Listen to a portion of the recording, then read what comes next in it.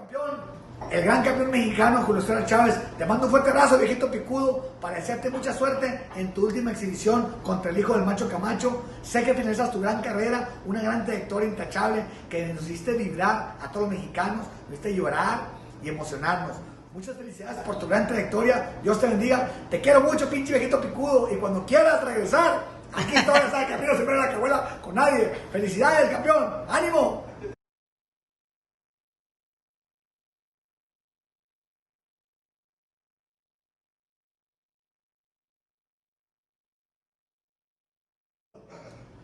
Mi querido campeón, el gran campeón mexicano Julio Chávez, te mando un fuerte abrazo, viejito picudo, para desearte mucha suerte en tu última exhibición contra el hijo del macho Camacho. Sé que finalizas tu gran carrera, una gran trayectoria intachable que nos hiciste vibrar a todos los mexicanos, nos hiciste llorar y emocionarnos. Muchas felicidades por tu gran trayectoria, Dios te bendiga, te quiero mucho, pinche viejito picudo, y cuando quieras regresar, aquí estoy, sabes que a mí no se me da la cabuela con nadie. Felicidades, campeón, ánimo.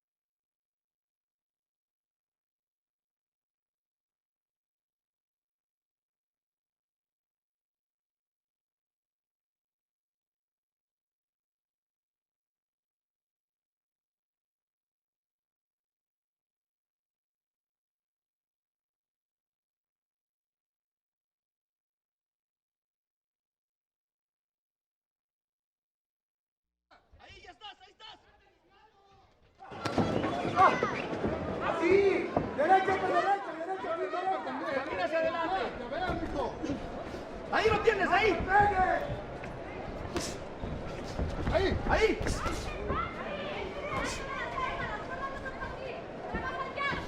Volado de izquierda, Molina, voladito de izquierda. Ahí, en corto, ese. Tira, ¿por qué te va?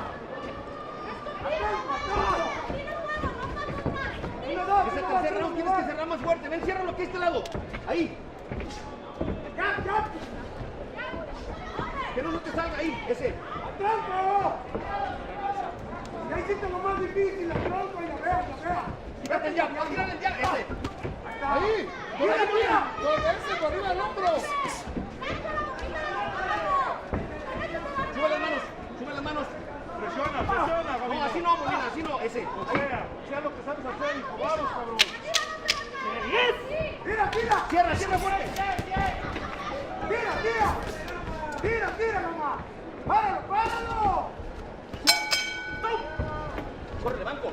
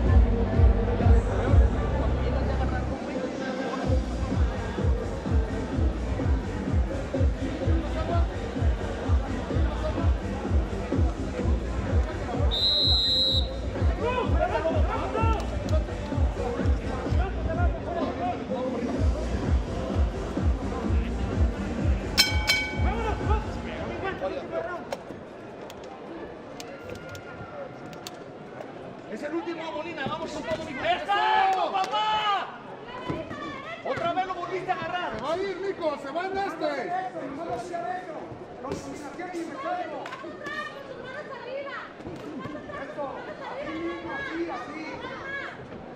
Que te ataque, dile que te ataque. Ya vamos, Gabino. Ahí está, exacto, ahí cierra, no tiene para dónde correr.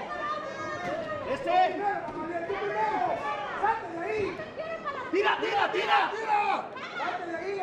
¡Vamos! ¡Presiona! ¡Ya no quiere! Ese Molina lo pudiste ganar. Bien. Ese Molina. ¡Presiona! ¡Vamos! Ahí, que no se salga. Se va a ir. Le caiga, Molina, exacto. ¡Tírale! ¡Tírale eso! ¡Vamos, Molina! ¡Vamos! Vamos, Gabino, vamos. Molina, vamos. Ahí, ¡Tira! Gabino, ¡No dejes trabajar! ¡Tira también tú! Llévalo, Rincón. Da un paso a tu izquierda y ciérralo. Un paso a tu izquierda, exactamente ahí. Tira con la izquierda, Molina, a la cara. Ese. ¡Dale! Izquierda.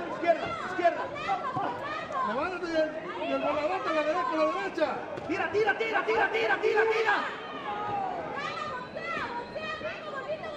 Ese, Molina. Cierra a la izquierda. Tu paso a la izquierda. Ahí dice, exacto, Molina. ¡Eso!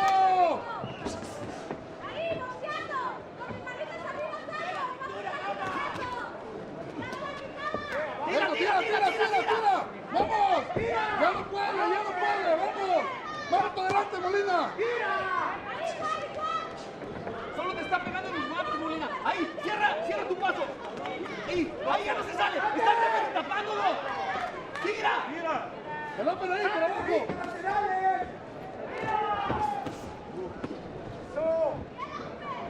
Cierra, exacto, cierra ya. Ese, Molina.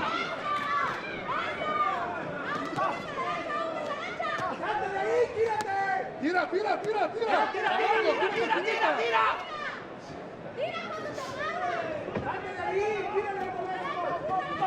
Puros guantes, Molina, puros guantes.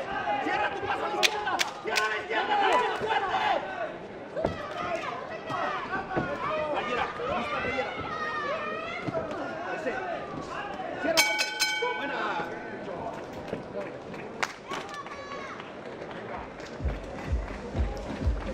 Buena, profesor.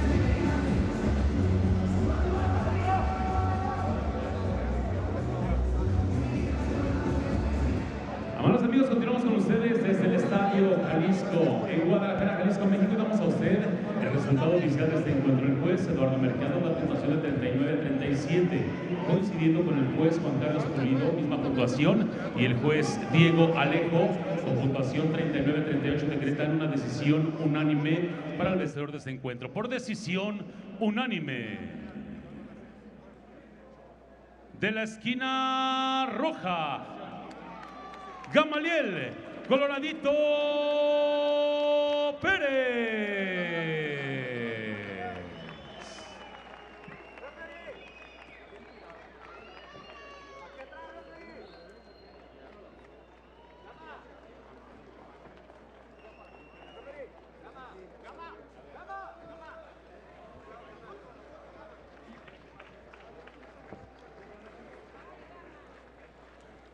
Y pues bueno, ¿cómo está Guadalajara?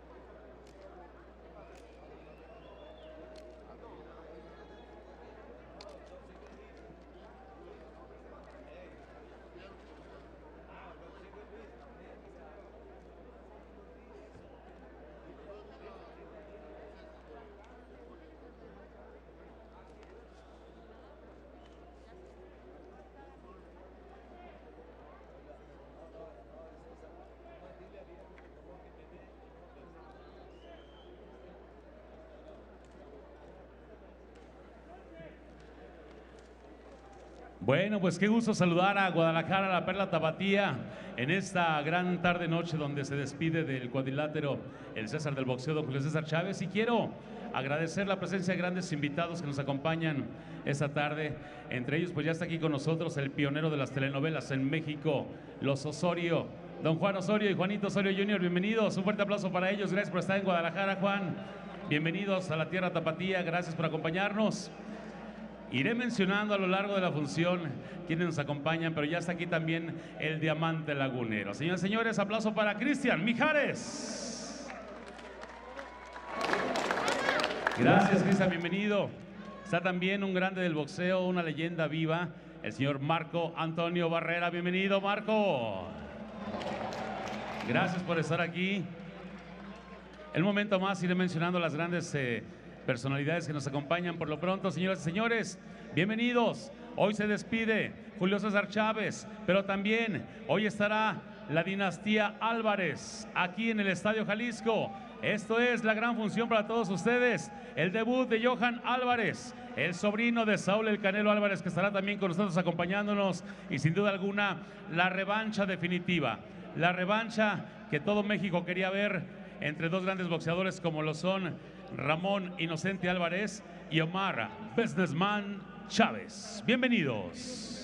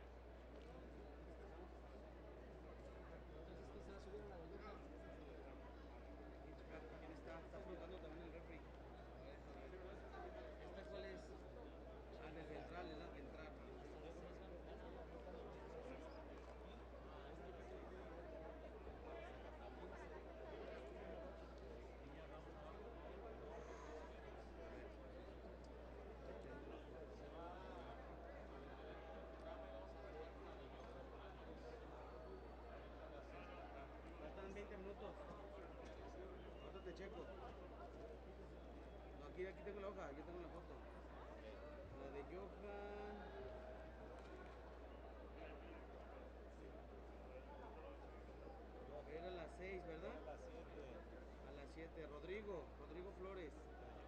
Ya ves, por eso vino y dijo. Rodrigo Flores, que me dijeron. Con razón vino y nos dijo que oye, me dijeron que seguías. Entonces, ahorita se va a tener, entonces puedo ir a hablarle, puedo avisarle. Que se baje ya. No, yo voy. Ok. Él ya se va a quedar. Bájate porque hasta las 6 los jueces que se iban de acuerdo.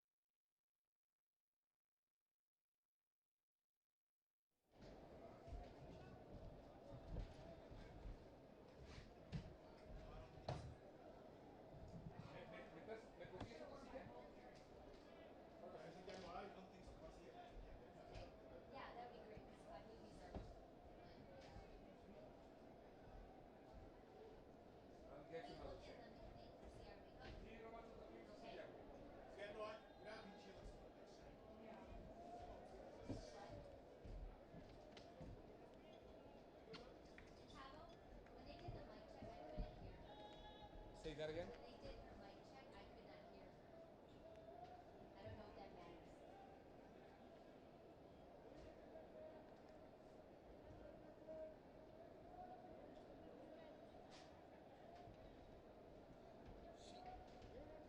She doesn't have a turn. So you check that, please. Thank you.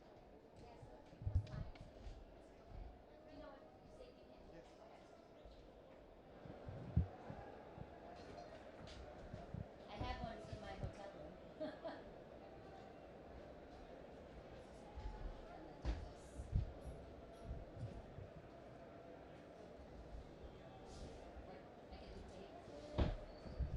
Crystal Marie Danha, tribute to the Kings, 10-9-8. 1, 2, 3, 4, 5, 6. Courtney's mic. 1, 2. Okay. I think my lips are too dark. We could hear you. Now I can hear you. You can hear us? Hello. How are you? Hello.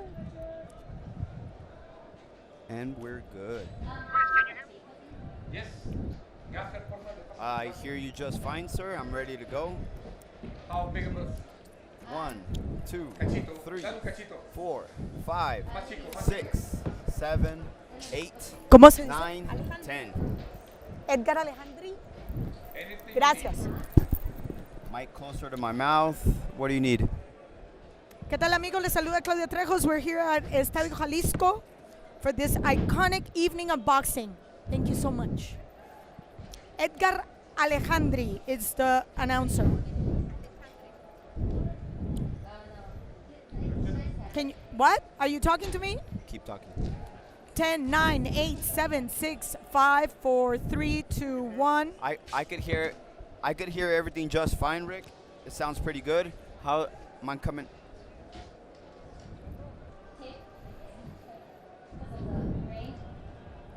Edgar Alejandri.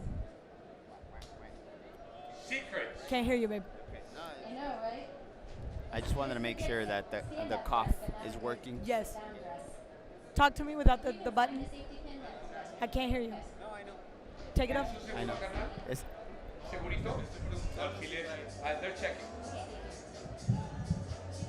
Okay.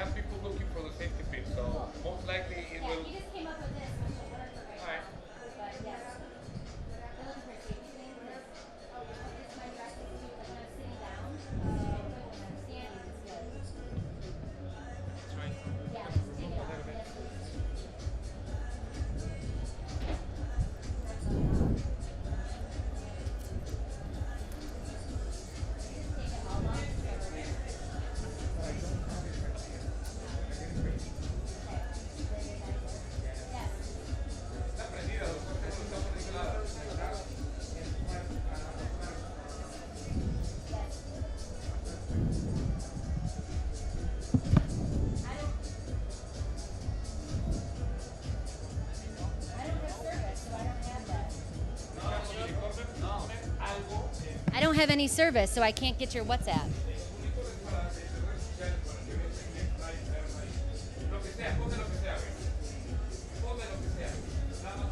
Did he hear me? Tavo, did he hear me?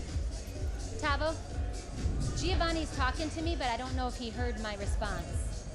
Like, I don't have service here, so I can't text, he can't text me.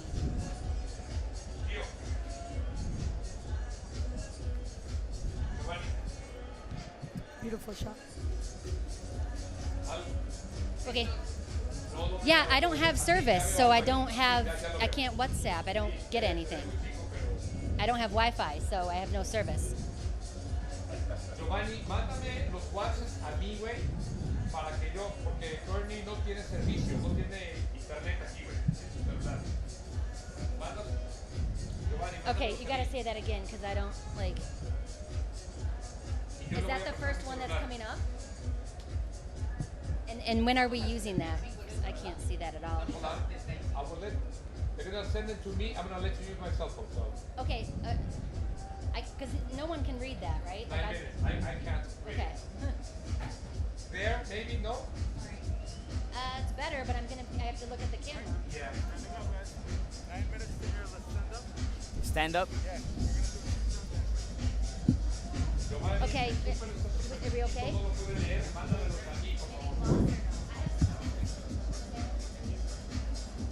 Yes, I can hear you. Ay, mi cielo, discúlpame. Okay.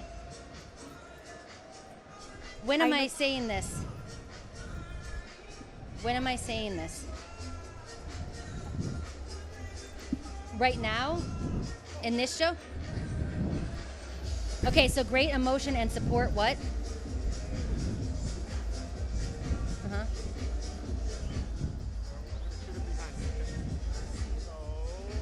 The best.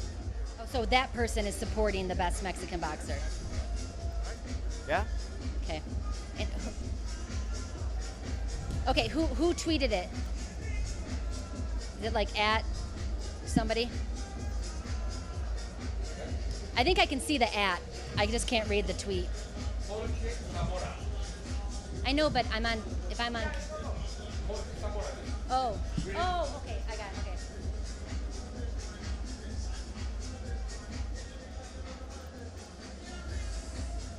I can see the Twitter. I just can't see even if it's in English, I can't see it. It's too far away and too small, the lower third.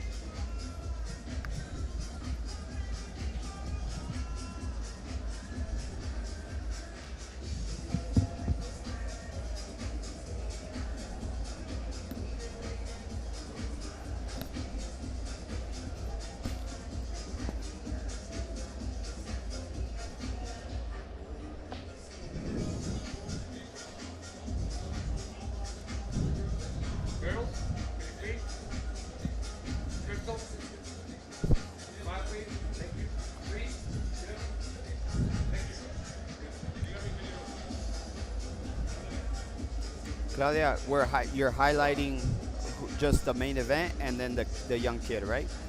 Yeah, are we highlighting our main event?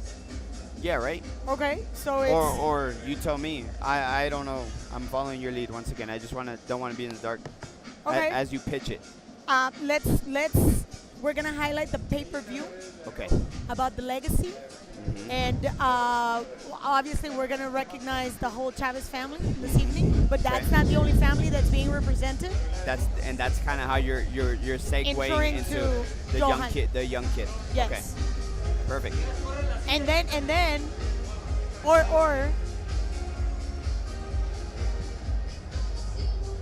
6 minutes, girl. 6 minutes. What should we highlight about these guys? Yeah, there's really nothing, right? Exactly. Look, this is what I did. Obviously, just this guy. Tavo?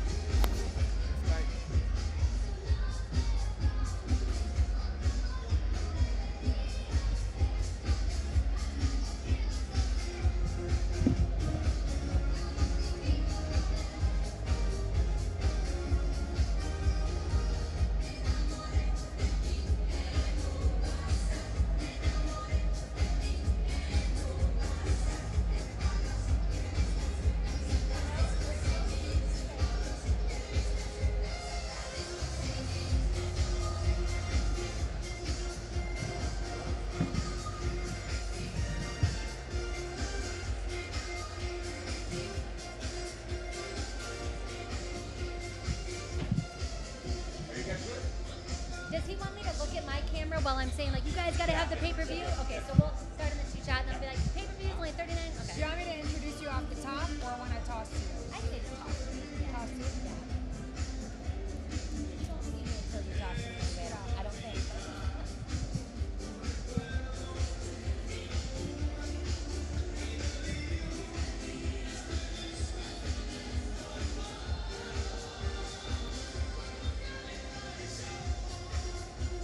Alrighty.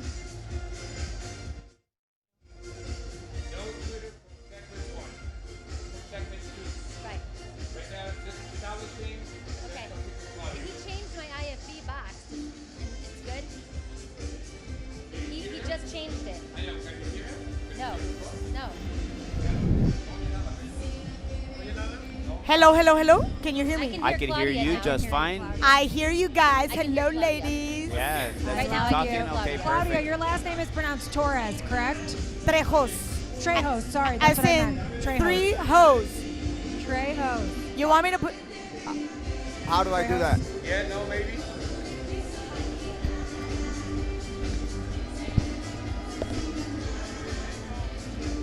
Yeah.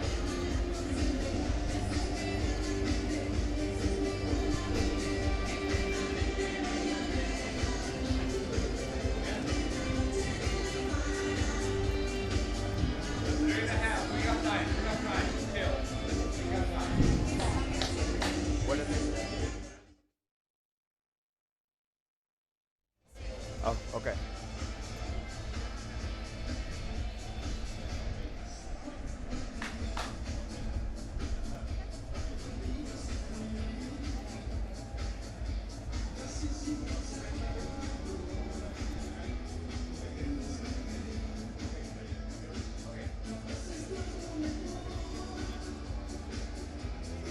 Me puedo quitar la chamarra si está más fácil. No, hombre, ya. Quédate. We just put tape. Ponemos tape. Mamacita, ¿dónde está esto? Lo puse acá adentro. No. Ay, ¿qué se hizo? Oh, aquí está.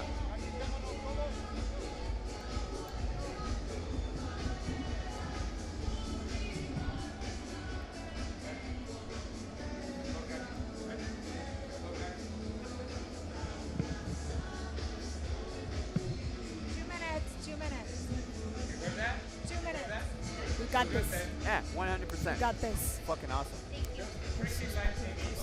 El tape, por favor.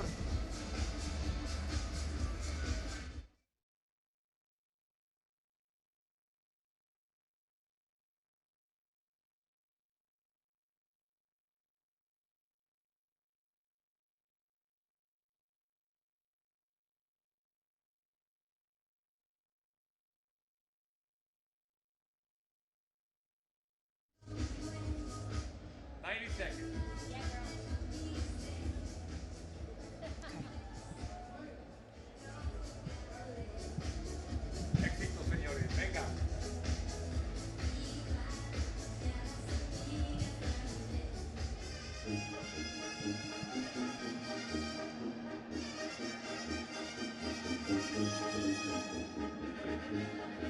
Estoy casi seguro. Y luego apago todas las chingaderas.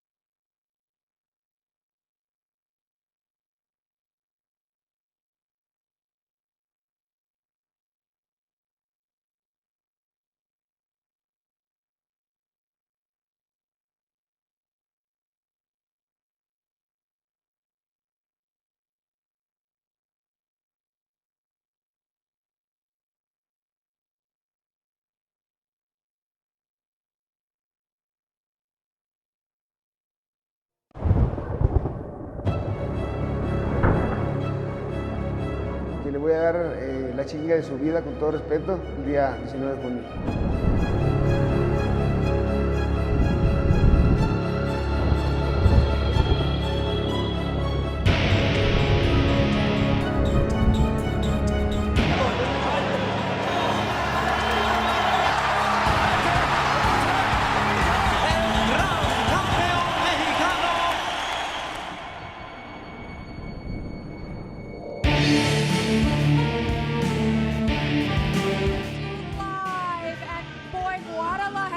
Mexico.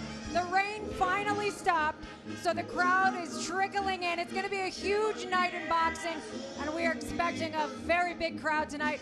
All the who's who of Mexico are coming tonight to pay tribute to a very special man. Joining me is Courtney Perna. She will be heading our social media for the evening. That's right. Courtney, how excited are you for the evening? Well, I am so excited. You know, obviously we are celebrating El Gran Campeón, of course, but all the tweets are just blowing up. We're going to get to that in a little bit. And I just happen to be a big Anderson Silva fan too, so I know we're going to see him a little bit later when we get to that pay-per-view. Speaking of the pay-per-view, y'all gotta get it, right? It's $39.95. You can find it at fight.tv. That's spelled F-I-T-E. And you can also get it on Dish Direct or In Demand. So if you are watching in America, we're talking 6 p.m. Pacific and 9 p.m. Eastern time. So for just under $40, I mean, I don't think you can get anything better for a night of entertainment and boxing. Absolutely not, and we've got you covered absolutely everywhere. From the locker room to social media, we're going to talk to you guys back at home because it's 2021, honey, so we want to hear from the fans. But first up, we're going to go ringside with Claudia Torres. Trejos, sorry. Trejos. It's so good. Sorry, Claudia. I love you. That's the queen of boxing, honey. That's right. Thank you, Crystal. Great to hear you, Courtney. Trejos Torres, I answer to everybody and everything. And here we are with none other than Christopher Martin, perhaps the most Irish Mexican fighter I've ever met. So thank you for joining us, and thank you all for joining us. It's a great night of boxing. The tribute to the kings, and we're actually recognizing legacy. We're recognizing honor, discipline, and we have a fantastic main event tonight. We have Jesus Panther, who's gonna actually be facing a very important time in his career against a fighter, Leonardo Chispita Padilla. This is a make or break fight. An absolute crossroads fight. And their last 6 bouts, they're both pretty even, 50-50. So again, talking about legacy and family, we have a pro debut, and who else? A very important last name, Alvarez. None other than Johan Alvarez will be doing his pro debut right after this break. So don't go away. We'll be right here in BN Sports USA with the best night of boxing from Estadio Jalisco in Guadalajara. We'll be right back.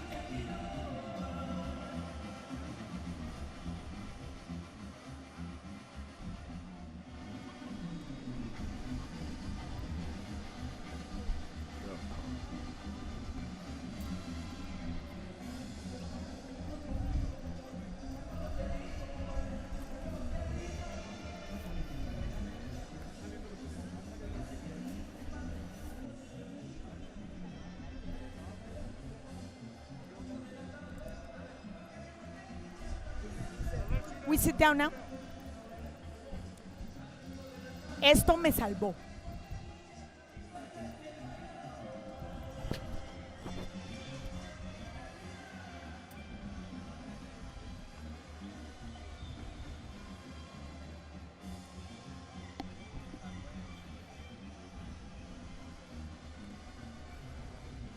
Gracias, mamacita.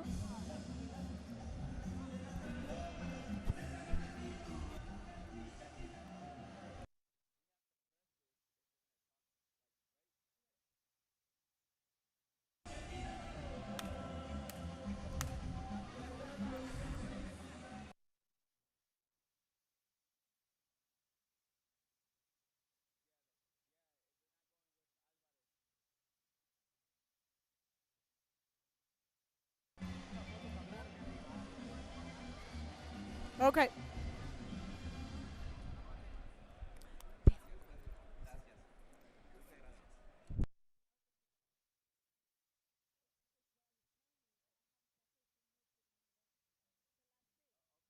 That's what you were showing to me. Yeah.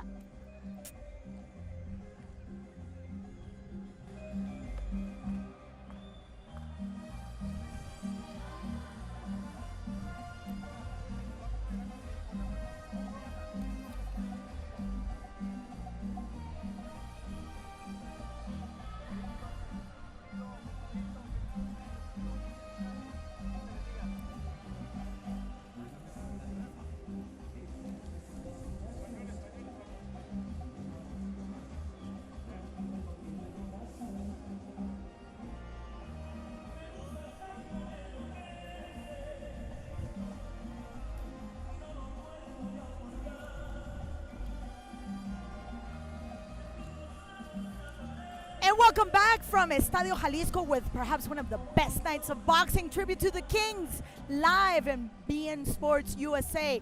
Johan Alvarez, none other than Canelo Alvarez's nephew, doing his pro debut against Erik Hernandez, both from Guadalajara. Yeah, this seems to be like a lot of clout, and we're going to see it here in the very first bout of the evening. 17 years old against 21, 5'6" against 5'4". Look at that reach and height, weight difference. Do you think that's going to make a bit specifically in the pro debut? You know what, Claudia? I don't think right here the disparity is too much. The weight seems just about even. The reach seems pretty close.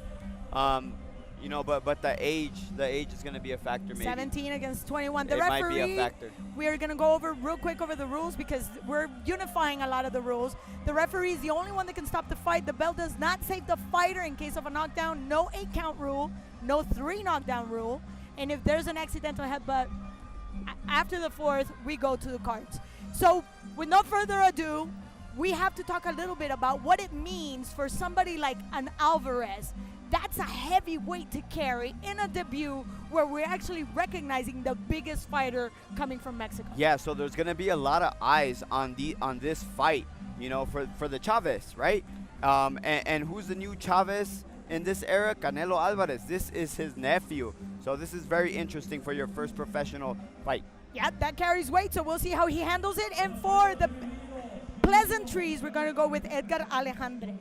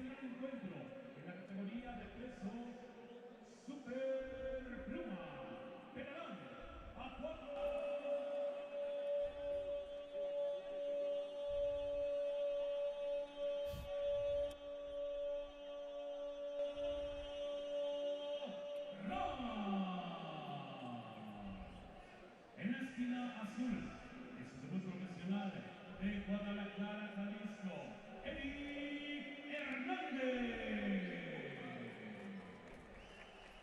Su rival para este encuentro, nuestro juez en la esquina roja también, en su debut profesional, de la dinastía de los Álvarez, orgullo de Jalisco, de México y del mundo, dedica su pelea esta tarde a todo el público presente de Guadalajara.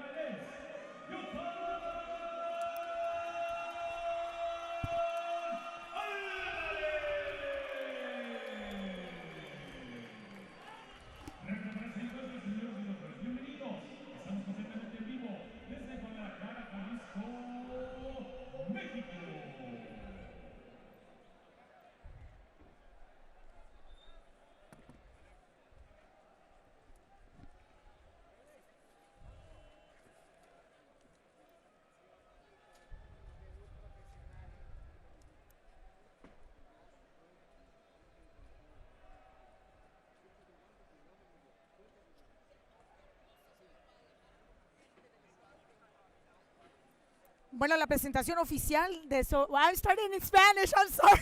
I got so excited because of the mariachi playing in the back. So, yes, it's a very exciting night. And like we were saying right before the introductions, it's got to weigh a lot to be the nephew, to carry that name in such an important night of boxing. When we're recognizing, like I said, the legacy of Mexican boxing in general. Yeah, absolutely. To make your pro debut in a show that's going to have so many eyes, you know, typically as a professional boxer, we start off with, you know, very low-level club fights. Johan Alvarez starting in one of the bigger shows this year. Yeah, amazing, amazing. And we had a chance to speak to Eddie Reynoso, which we all know, Trainer of the Year. He had a chance to give us little bits and pieces of what he's seen on Johan. He calls it happy boxing. He says there's a lot of charisma in his boxing. What does that mean? I believe that he means he enjoys being in there, and you could see it like right away the way he's moving his head. He seems comfortable. This is his first professional bout in a very big stadium, and look at how comfortable he looks. There's a lot of calm in that spirit. Only 17 years old. I like his foot positioning. And a very good body shot already to start in the beginning of the round. He's not wasting a lot of energy. Usually when you're starting, you want to show off in those first few seconds, yet he's just staying behind. He's staying in the back. I honestly believe, you know, he's 17 years old. I believe there has to be some type of nerves. I know he does look calm, cool, and collective, but there has to be some type of nerves. And oh, that's a punch, and he's getting a countdown. He's getting the 8 count.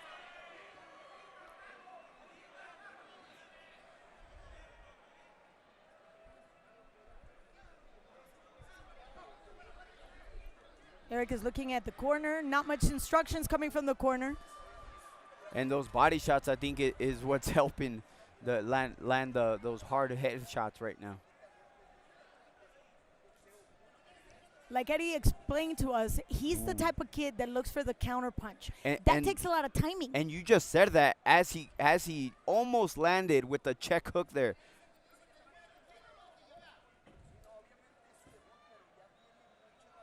And continues to have good head movement, but I'm really impressed with that check hook. Timing, it's all about timing. It's there. You know, and a lot of times we think 4-rounders don't. Oh, nice uppercut. That was an excellent uppercut. And the referee waves it off, and the action is done at 19 seconds before the final bell of the first round. And Johan Alvarez starts his career as a pro with a definite win. Definite win, yeah. Hard knockout to start his professional career. Not bad. Following that Alvarez legacy, we're going to go on a short break. Don't go anywhere, Chris. We got more boxing. We'll be right back from Estadio Jalisco in Guadalajara, tribute to the Kings.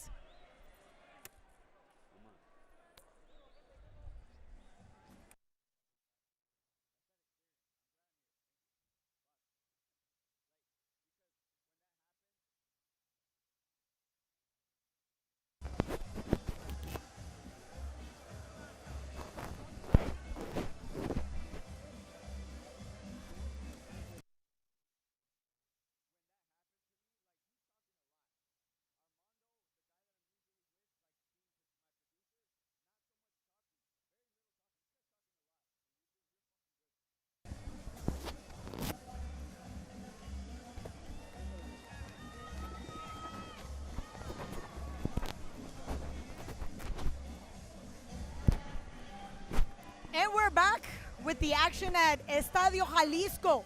We just got a little picture of what Johan Alvarez can do. Staying calm in the pocket, beautiful hook. It was like a 45. Yeah. I want to see a different angle. And it happened so fast. But right here, this part right here, we missed that little uppercut because in the process of you calling the knockdown, he landed a short uppercut, but it was that hard right hand that put him down. It was fantastic. He finished like a champ. And what better name to have than an Alvarez last name? So he's actually doing great justice to a family of fighters. As we all know, all the Alvarez's brothers fight, starting with Gonzalo, who happens to be his father, one of the oldest brothers from Canelo, and obviously following the honor of a very important family in Guadalajara. And when we had two that fight in the same town, they know each other.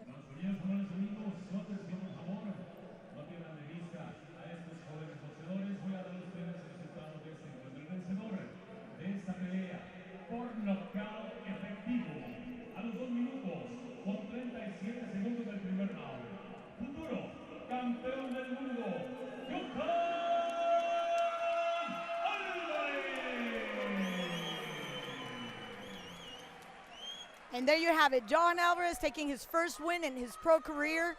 And the referee, the announcer just actually gave him the accolade, perhaps the most important accolade, future world champion.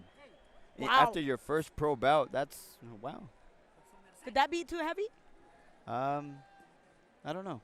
I'm kind of on the fence about that one. We'll see. We'll see. Yeah. There's time. There's There's a lot of time, and we'll see how his talent will evolve. All I know is he did a great job. He finished the way he had to.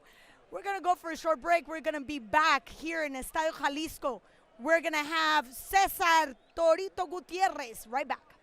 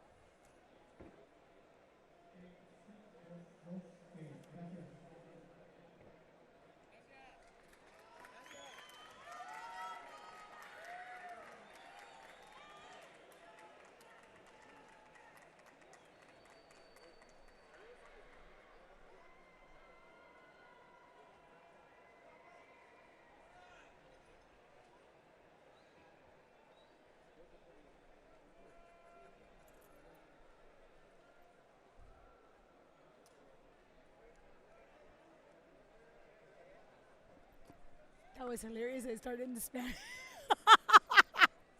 Hey.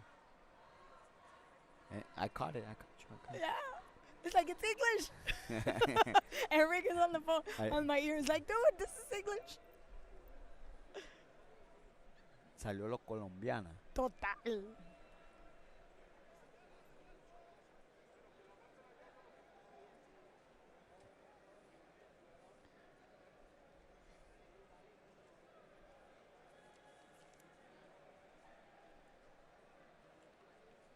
Didn't I tell you that somebody was going to say something about my gum? Already? Where is it? Show it. I'm looking for it. I just saw it 2 minutes ago. Right here. El chicken.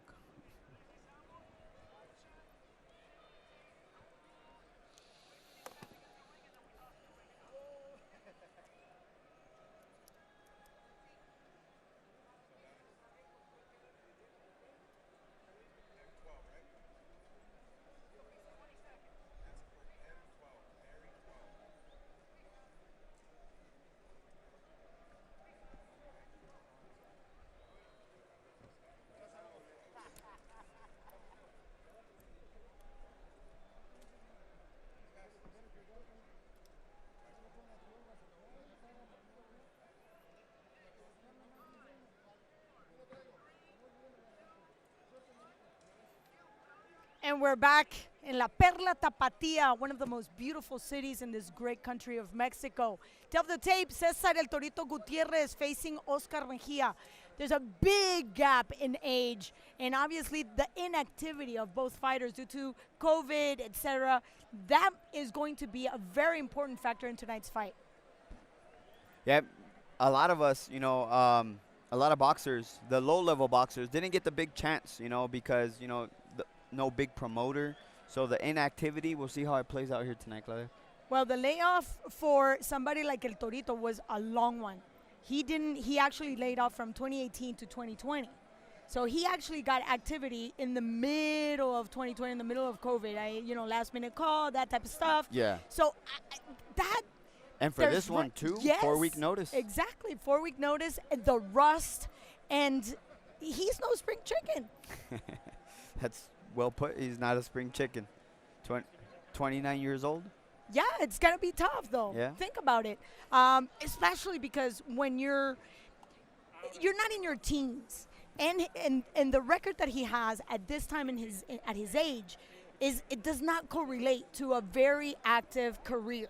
No, it doesn't at all. And, he's most likely here as an opponent for Cesar El Torito Gutierrez, the hometown boy. Uh-huh. And for the introductions, we're going to go to the ring announcer.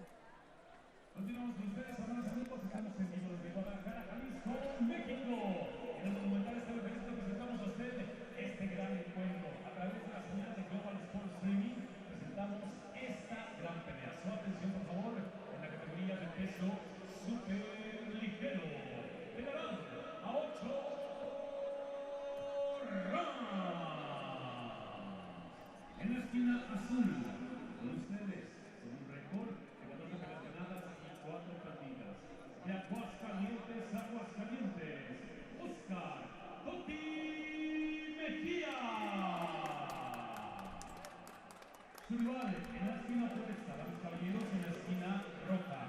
Él, con un récord de 11 peleas ganadas, invicto, 4 de ellas por la vía del por la vía del knockout. En su casa, de la perla tapatía, de Guadalajara, Jalisco, César Torito Gutiérrez. El representante del señor Pablo Díaz, estamos en vivo desde Guadalajara, Jalisco, México.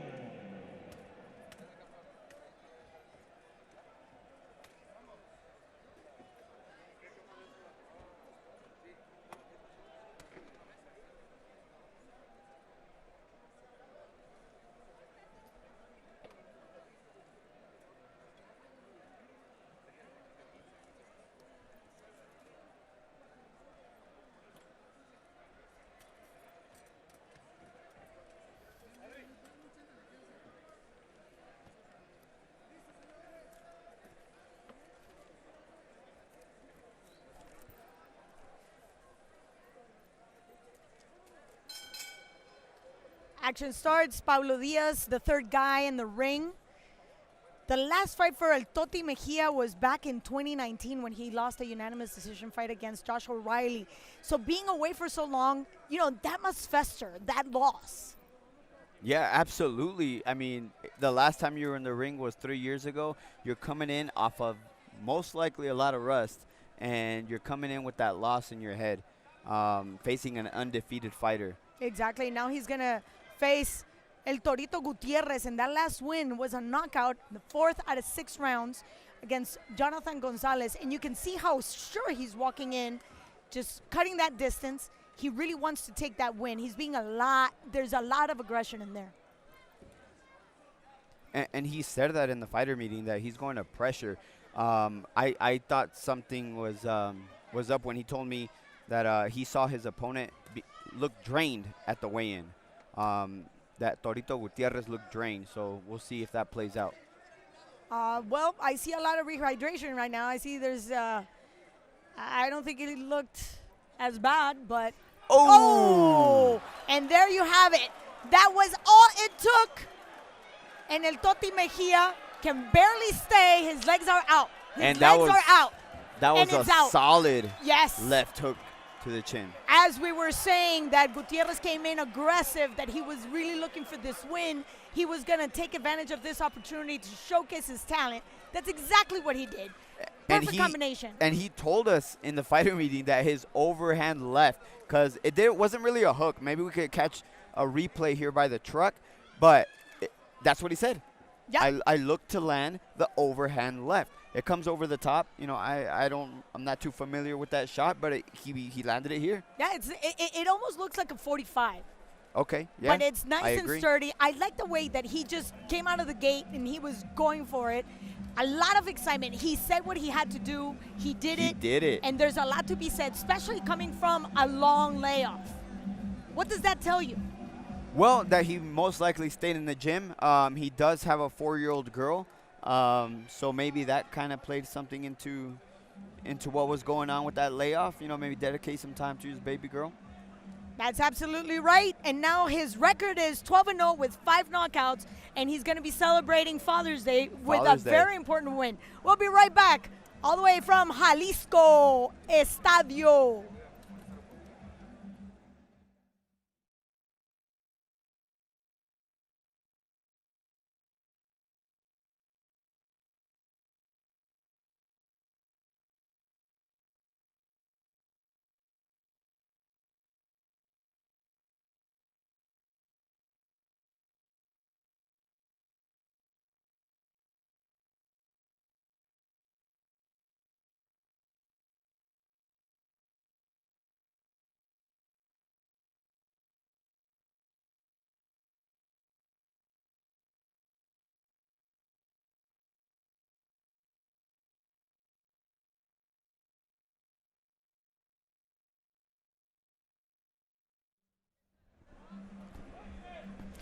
Oh, I want to take a good look at exactly how that came about. César El Torito Gutiérrez promised that he was going to take this advantage to showcase his ability. Look at that. He was actually, we got to admit, Mejia was walking into the space that he said he was going to do. Yeah. But it was Gutiérrez who took advantage, and that came with a lot of evil intentions. So here we go, and where was that right hand? It was close to his face, but that 45, the punch that he was mentioning, Gutiérrez, El Torito Gutiérrez, how he said he was going to throw it, he threw it, he landed it, and he got the KO. It was almost hidden. For the official announcement, we're going to go to Edgar Alejandre, our official announcer.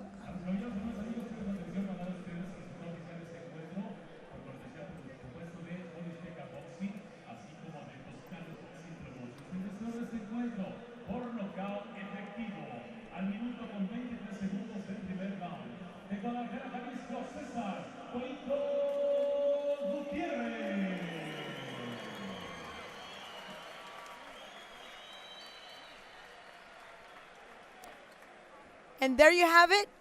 César Gutiérrez, he takes the win in the first knockout. That is a way to really show that he is back. So these guys from Guadalajara, they mean business. 2 fights, yes. 2 first-round knockouts. Yep, there's no joke here. That's what they say. I always ask Eddie Reynoso, what's in the water here in Guadalajara? Tapatio. Tapatio. And with that thought, we're going to go for a short break. When we come back, we have PANTHER ACOSTA against CHISPITA PADILLA.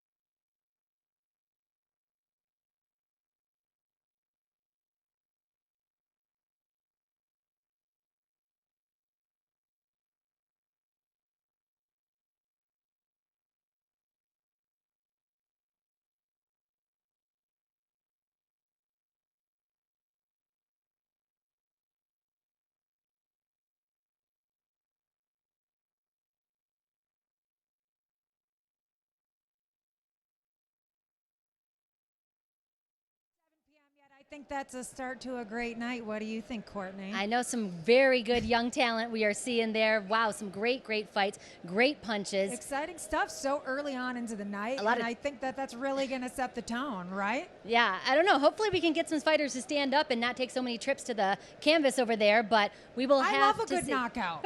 I love a good knockout. No matter how early it is, but I get it. Yes, of course. Yes, of course. But we are also taking your tweets. We want to hear what you have to say, not only about the fights that are happening right now, but of course about El Gran Campeón. We are talking about Julio, Cesar, Chavez, Sr. Of course, the whole night is to honor him.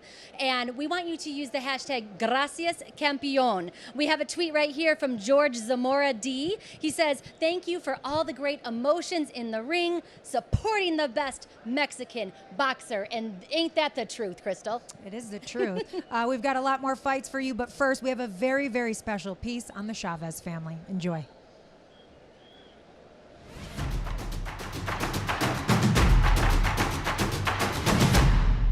Fighting out of the red corner on my right. He enters the ring wearing white trunks with dark blue trim, fighting out of Culiacan, Sinaloa, Mexico. Julio César Chávez. Tengo muchas anécdotas y muchos recuerdos de Macho Camacho. Tuve la fortuna de llevarlo a Culiacán y creo que ahí nos pasamos una semana inolvidable. Era cuando yo tomaba y él también, ¿entiendes? Nos fuimos de parranda, nos divertimos. A pesar de que en el ring fuimos enemigos, abajo del ring fuimos muy, pero muy amigos. Obviously a pro-Chavez crowd. Thousands have flowed up from Mexico. And just for the record, Chavez said that the Mexican people would never forgive him if he lost this fight. Normally Chavez starts out at a very slow pace. He has made a point of coming out here a little quick, very aggressive, takes so much out of the fighter. And the first round is in the books. Aunque iba a una pelea muy difícil, una pelea complicada, me preparé como nunca en la vida. But does Camacho have the legs to withstand the punishing blows, the attacks of Chavez as we're seeing? The legs and the heart. It's going to take an awful lot of heart to take the kind of pounding that Chavez can give you. Chavez continues to be the aggressor. Esa noche pues nació Julio César Chávez, el gran campeón mexicano, porque de ahí pues nadie me paró. Espero que ese día vean la pelea, porque va a ser una noche inolvidable, una noche, gran homenaje a un gran amigo mío que para descanse, que es Macho Camacho. Imagínate, me gustaría que él estuviera presente, pero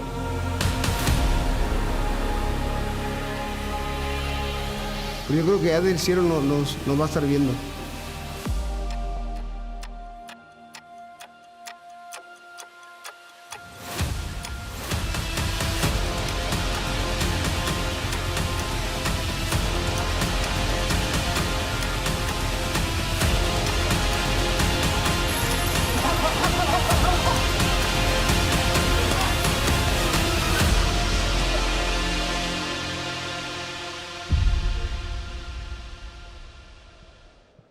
This is what tonight is all about, to honor this great man, and it is going to be an exciting night. We've got tributes from everyone all across the boxing world, and people throughout the entertainment world as well will be checking in with us.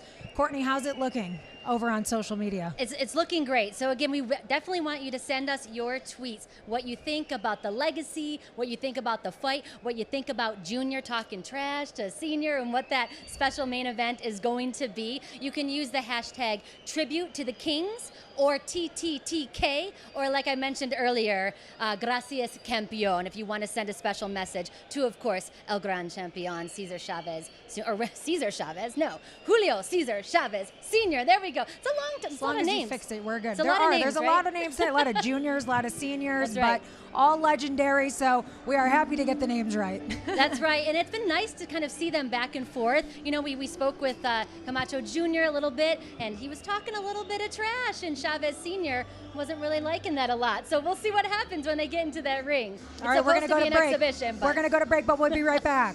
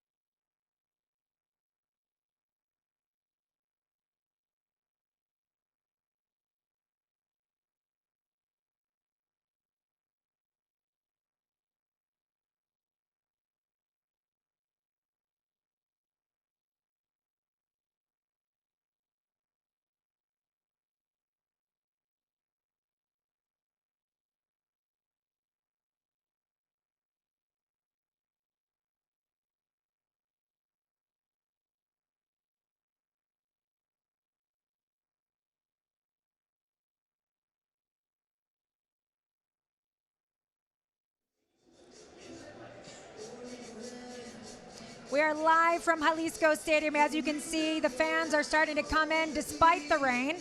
Now, the great thing about 2021, this day and age, is we get to connect with the fans. And we've got Courtney Perna here, and she's connected with some right now. Let us hear some of these tweets. Yes, we love getting these tweets from you. These are so fantastic.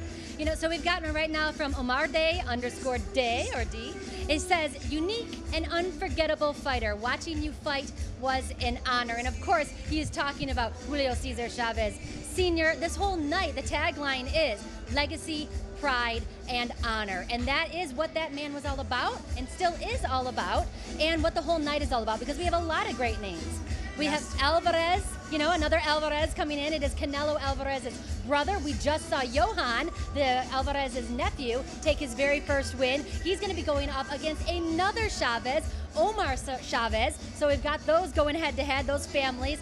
And then, of course, I'm excited to see Anderson Silva, the former MMA superstar, taking on Chavez Jr. So that's going to be a great fight as well. And even, you know, the undercard for the pay-per-view, some of the lesser known names are pretty fantastic fighters too. And if you've ever seen any broadcast with global sports streaming, you know we don't cherry pick fights. We always want to match the fighters evenly so that you will see a nice little brawl out there. We've got the Diamond Boy Kevin Torres up against Jorge Melendez. We've also got Damian Samurai Sosa. He's going up against the Ecuadorian Abel Mina. So two hometown boys too. A lot of great fights, a lot of great bloodlines on this lineup of fights. But first, let's take a look at a very, very special piece on the Camacho family. If I'm too complicated for the people, just tune in, keep watching me. What can I tell you? It's macho time.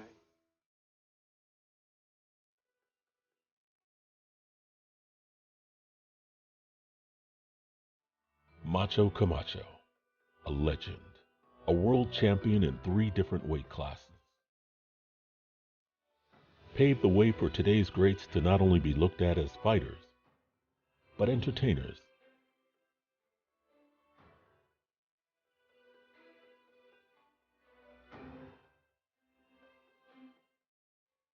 A tragic loss at the age of 50. Macho was survived by his son, Hector Camacho Jr., who would begin to carry a legacy that one day would present an unmissable opportunity. Revenge.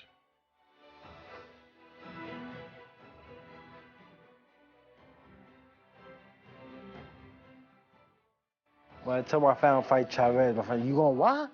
Be careful. You know, the first thing, be careful. They remember the 1992 fight. Something that a lot of the general public doesn't realize is that technically in the rules of boxing, Chavez Sr., a longtime staple in Mexican culture, notoriously took victory against Camacho Jr.'s father in 1992. If this keeps up, he ain't going to have a chance to do much clinching because he's getting pummeled right now. What Chavez Sr. couldn't have known at the time was a rematch would present itself against Macho's own son. So my whole game plan, not to become the youth and outbox him and move him, outspeed him. No, it's to fight him. I plan to fight him. Heavier than the chain that holds the Macho name is the weight of his family history being held on his shoulders. Will Camacho Jr. avenge the losses of his father's past?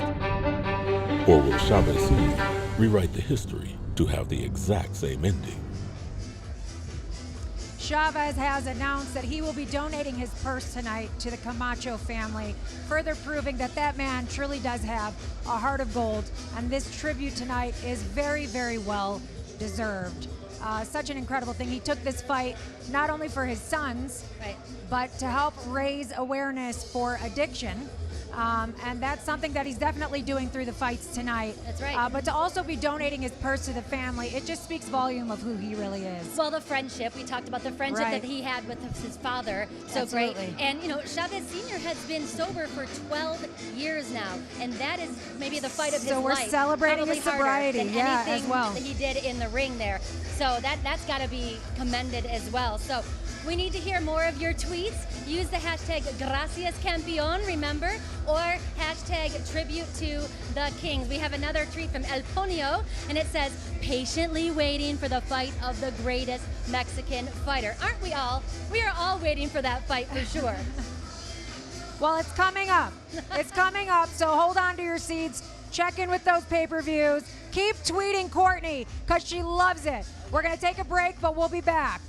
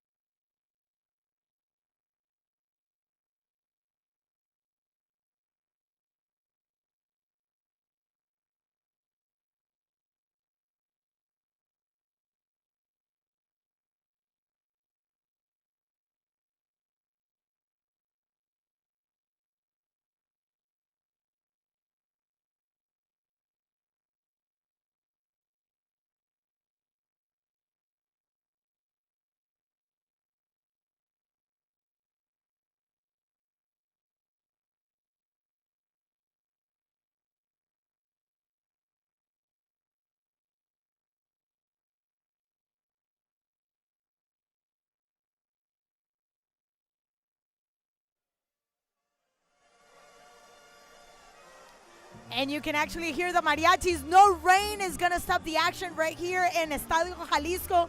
Chris, we're very excited at this point in time because we're upcoming with our main event that has El Panther ACOSTA against El Chispita Padilla. Padilla comes all the way from Venezuela. In his last 6 fights, he's 3-3. And this is a make or break for this guy who wants to actually make it here in the States. Yeah, this is a big opportunity. You know, it's a make or break fight. Okay, you're on a really big stage. You're on BN Sports. You know, you're on a high-class undercard. This is where you make it. So let's talk about this. You're already 25 years old. At this point in time, he's 19-3 with 14 knockouts. This is a heavy hitter, but he hasn't had the results that he expected, especially fighting in big stages in America. So what does he need to do today? Is it a unanimous decision? Will that make it, or does he have to take a win by knockout? I don't necessarily think he needs to win by knockout, but he does need a win, okay? After starting his career undefeated and being a little shaky in his last 6 fights with a 50-50 record, you want that win, no matter what. Decision, knockout. No matter what. But let's talk about Panther ACOSTA. This is his hometown. He is fighting in his own patio. So we know that this is his backyard. Everybody around here is going to be yelling out his name. He's only 22 years old. Obviously, he's got a great record, 4-2 in his last fights. So he's got a little bit of an advantage. Will the crowd actually help him? Will that be part of his motivation? I believe the crowd always plays a part, you know, in especially, let's say, a tough bout, which this one seems to have the ingredients of being a tough bout for both of them. And the crowd here, you know, they've been behind all their fighters so far. When we talk about this division, we're talking about fighters that are very, very mobile, very agile. They use a lot of the angles. This young man tends to be a little bit more flat-footed. Is it a matter of age, maturity? Will that progress into a more agile, walking the ring generalship? How does that happen? Typically with age, actually, those attributes decline. But, we'll see what he's going to be able to implement here. Well, we're looking forward to that. Today, I'm really excited. We're going to have Anderson Silva coming back to the ring. This is going to be his third presentation in a boxing event. What is he going to show Junior? I don't think much that Junior hasn't seen other than just the experience. Anderson Silva has a lot of experience. All those MMA fights, you did a lot of boxing sparring, and most of the time with a lot of high-class boxers because he was at a very elite level in the UFC. But let's talk about the legacy that comes when you're the junior, when you're Julio Cesar Chavez Jr., and you carry that name, you carry that last name in this bout, specifically recognizing the value that Julio Cesar Chavez brought to Mexican boxing. I was going to say Mexican soccer. But I want to know what we can expect from Junior and what he wants to give us tonight. Let's check out this piece.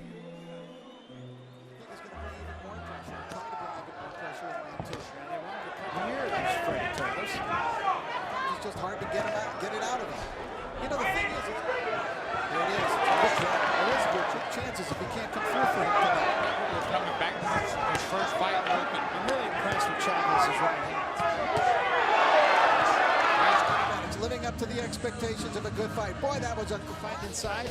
I think I'm going to try, but it was the overhand right, I think, that was the biggest fight. Good left hand there.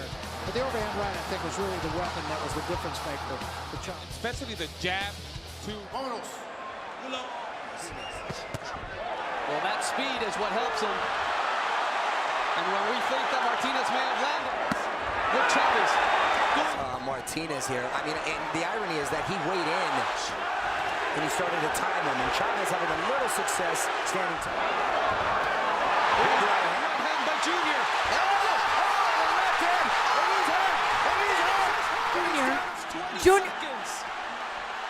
Junior right now is actually showing his best moments. And we've seen a progression in his style and his maturity, but I have a problem.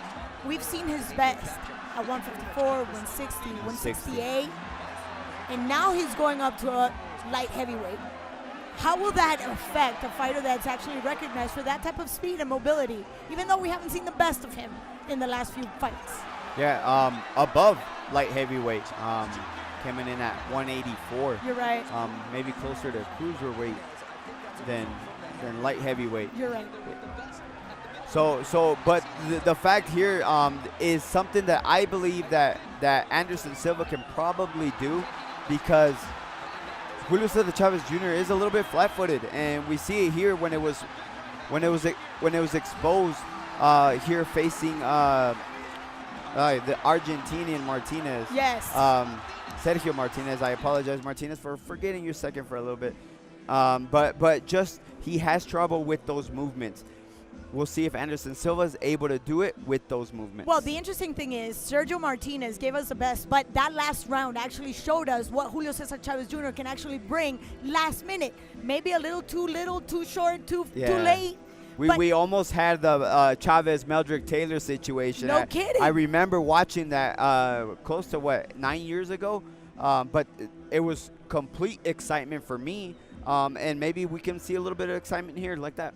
I honestly want to see what kind of, first of all, fight plan he has against a fighter who has such a long reach. Putting the fact that, Spider Silva is the master in MMA, the longest standing champion in UFC history, we need to understand that that's a long reach, and he's a striker as well. So how are you going to compensate and walk into a pocket and look for an infight like the one he's really recognized for? Yeah, well, that's what he's recognized for, and that's what he's going to try to implement. But we'll see if, because the Spider Silva, he's in the weigh-in. I hadn't seen him up until the weigh-in. He's that much bigger than Chavez Jr. Like you and I. I'm that much taller than you. Thank God for heels. But we are on the brink of having our main event right here on beIN Sports USA. Don't miss it because we're going to have a make or break situation for two fighters, and one is a local, the other one coming all the way from Venezuela. We'll be right back from Estadio Jalisco in Guadalajara.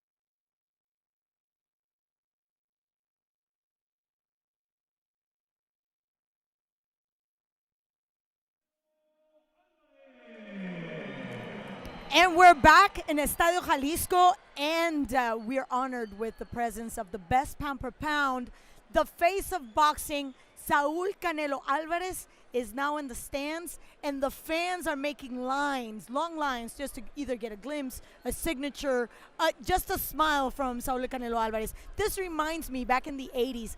Now I'm dating myself. That's exactly the type of reaction that the fans had when Julio shows up. To this day, it still happens. Yeah, absolutely. To this day, people remember Chavez, and I believe that people are going to remember Saul Canelo Alvarez. I'm glad you mentioned that because there's a lot of, I'd say, difference in opinions. A lot of people say he will never get to be Julio.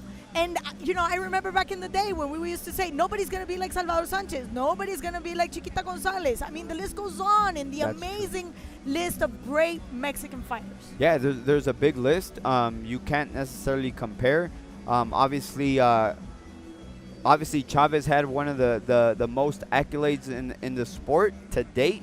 But I think Saul Canelo Alvarez is nipping at his heels.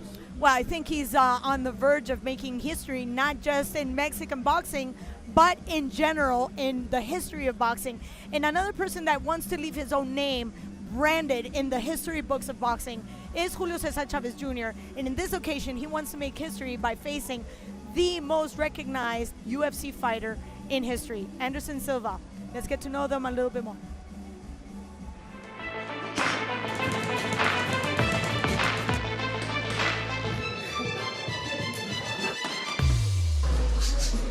Me hace un buen peleador de la UFC, pero para mí no representa nada en el boxeo. I feel very happy and lucky because that's the amazing opportunity for me. Especially I fight in the same card, the legend, Julio Cesar Chavez. Pues creo que va a ser una pelea interesante porque aparte creo que se le están concediendo algunas ventajas que a McGregor no se le concedieron, entonces va a ser una pelea más atractiva. Los estilos de los dos van a ser más de choque. Y va a ser una pelea que la gente la va a ver mucho. Yo pienso que va a ser una pelea de que la gente va a estar muy interesada. I can't talk about Chavez Jr., you know, because it's the son for the legend. It's the legend too. Todos tienen una chance subiéndose al ring. Yo creo que en una pelea de boxeo de 10 rounds no tiene oportunidad, entonces está pidiendo algunas otras cosas. Tampoco pienso que tenga oportunidad, pero vamos a ver. Yo pienso que es alto, es grande, es fuerte, es zurdo y se le está dando todas las ventajas. Todo lo que él quiere se le está dando, así que va a ser una pelea interesante, pero no creo que me gane. Everything is easy when you're talking about, but when you go inside the ring or the cage, it's completely different. No creo, pero si me dan 10 rounds le puedo ganar más fácil todavía, pues, porque ellos no saben boxear muchos rounds. Ellos son de 1, 2, 3, 4 rounds. I fight my entire life. Y los boxeadores tenemos más paciencia para boxear, entonces eso es lo que pasó con Mayweather y McGregor. Poco a poco lo fue minando, pues bajando, para no tener un riesgo, pues, pero en este caso yo a menos rounds voy a tener que arriesgar un poco más para tratar de noquearlo, entonces eso hace la pelea más atractiva. The energy is the same. Y la pelea parece que con este muchacho Silva. I go fight boxing, but I'm a fighter. Si es que se anima a pelear en 10 rounds, pues va a ser una pelea buena, porque yo siempre le doy buenas peleas. Of course, it's a different level, but I'm prepared for that. Esta no va a ser la excepción.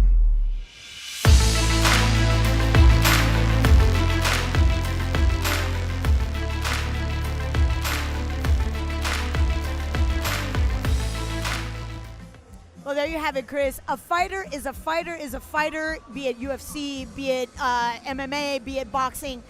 How do you see this fight evolving? I really do see that Anderson Silva gives Chavez trouble in the first few rounds. And typically, the boxer does have the advantage in longer rounds. I believe they're going to go 8 rounds today. And if Chavez prepared himself the way he should have, I believe he'll get to him towards the end of the fight. That's a big if. Now, Big if. you and I know, and we have this basic math in boxing. When you have two great fighters, and one is bigger than the other, the big guy has the advantage. Do you see any possibility in that case? I really don't. I'm going to say no because I want to let everybody know, because I'm completely biased and I'm going for the boxing side of this, all right? Because it doesn't look good on the boxers, all right, if the MMA guys start coming over here and start putting it down. Oh, come on. I'm just looking forward to a great fight, and I'm looking forward to seeing a Julio Cesar Chavez Jr. that comes in great condition and is willing to give us every single bit of talent that he showed us in his career. So this is what I'm looking for. I believe we'll get it. You know, both fighters trained really hard. We saw it in the videos. Excellent fight coming forward. And what a better night than tonight when we're actually doing this tribute to the Kings, Julio Cesar Chavez dad, the big time, the Caesar of the Kings of boxing. And here we have another great face of boxing, Saúl Canelo Álvarez. We'll be right back with our main event here in Estadio Jalisco.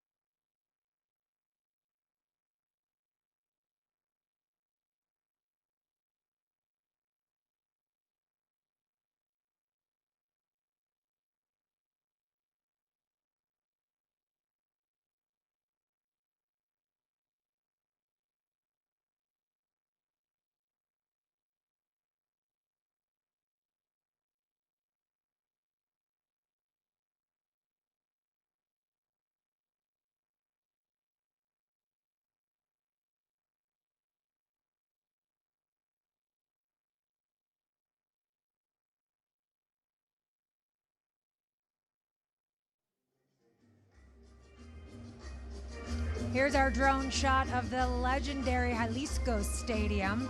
And it is, what time is it right now, Courtney? Oh, it's macho time, baby. Macho time, baby. You know There's it. Hector Camacho You can't Jr. miss that necklace. He's got his chain. He said he's even got his hair like his father to pay tribute. So he is ready. He's got the look down. He's walking in with all that confidence. He is ready. He is ready, and let me tell you, I don't want to give it away, but tonight during the pay-per-view, when Hector Camacho Jr. comes out, there will be a very special moment. Like I said, I don't want to give it away, but you don't want to miss it. It is all for the pay-per-view that is coming up, $39.95. You can get it at fight.tv. Also, you can get it on Dish Direct and In Demand, so you don't want to miss it. A very special entrance. Once Camacho Jr. is ready to fight the legend, Chavez Sr. And of course, we're still taking your tweets. We want to hear you. We got Happy Father's Day. A lot of those going around right now. It is Father's Day weekend. Feliz Dia de Padre. Happy Father's Day to the best father a man could ask for. Gracias, campeón, to the pride of Mexico. Two of the greatest men on the planet. And that is a tweet from Adam Rorda, it looks like. So yeah, two of the greatest men. His daddy and of course, Chavez Sr., El Gran Campeón. We have a great night for you guys. We have a great tribute to the Kings. We're going to check in ringside, and we're going to see our next fight. Bring it on. Thank you, Crystal. We're ready for the action. Our main event is right around the corner. Chris, Jesus el Panther. You know, it's interesting. It's not Pantera. It's Panther It's Acosta. Panther in English. Panther Acosta. And he's facing Leonardo Chispita Padilla. Again, we mentioned 4-2, 3-3. And guess who's in the ring right now? Camachito. But let's look at this. 22, 25, 5'11", 5'9". Very exact same weight, but the reach, just two. Does 2 inches really make that big of a difference? Not so much if Jesus Acosta will be able to measure his distance. You know, that plays a big part in boxing in general. Yep. Look at that. Machito, what time is it? What time is it? It's macho time. Well, macho time, and Camachito decided to come and say hi to the crowd. And I want to just share a little bit of inside info here. He was up to 230 pounds when he got this call to do this fight. He lost over 70 pounds. And he did it with, you know, sweat and tears. Yeah, he really did. When this fight was announced, we got a glimpse of him. I was like, whoa. But you saw the video, didn't you? I saw the video. Yeah, he doesn't look like that anymore. Camachito put in the work, and he's here. And he's ready to rumble. And look who's ready to rumble. Leonardo Chispita Padilla. And for the announcement, we go to the ring announcer, Edgar Alejandre. Oh, not yet. He's walking in. I just wanted to share with you also, talking about inactivity, Chispita has been out of the ring since 2019. And he got a split decision that day. And it's been a while. It's been a minute, a long minute. Yeah, I mean, you know, coming in on 2 years, but still, you know, he's a young guy. You know, we'll see if he's resilient. Yeah, but before that, same year. Okay. Knockout loss against Luis Ruiz. Oh, that's right. So he gets a loss by a knockout, then he gets a decision. Does that really add to your confidence? Definitely doesn't add to your confidence. If anything, takes away a little bit confidence. But 3-3 in his last 6 bouts. Yeah, but when we're talking about super featherweights, that division right now is stacked. Very stacked. And what he mentioned was that he wants to be in that mix of the top 15. How important is it for him to have a decisive win, not just show off, but really take it further? Well, you start, Claudia, with the victory. Yes. There's absolutely nothing that will come from a loss, and just get the victory. However you have to do it, you know, however you have to do it. If you have to grind out a tough fight, do it. Yep. That's what you want. That's what you want. You want that W. And he's coming all the way from Venezuela to take that win. But the local gentleman, Jesus Panther Acosta, he's a young man. He's only 22 years old. He's 4-6 in the last 5, in the last 6. this year, back in May, he actually took a unanimous decision loss against Christian Jesus Cruz. So he mentioned that he's made changes in his camp, he's focused, and he said something very interesting. He said, this is the fight of my life. Absolutely the fight of his life. Look where he's at. You know, not only is this a crossroads fight, we mentioned earlier, you know, in his last 6 bouts, 4-2, Padilla 3-3. So you win, you go forward. You lose, that's another step down that rung of the ladder, you know. And what are we all trying to do? We're trying to become world champions. I was going to share with you because I saw Padilla. Oh my God, we have great presence. One of the greatest trainers of the world, Su Merced Lindo. Gracias. Es un placer. Ahora te cuento, estamos al aire. We're on air. Ya estoy contigo. Pero bien por Johan. Johan Álvarez. None other than Don Chepo Reynoso with us. One of the greatest trainers, the father of Eddie Reynoso, trainer of the year. And first question, how'd you like my new addition to my crew? Exciting. Now we actually go to the announcer, Edgar Alejandre.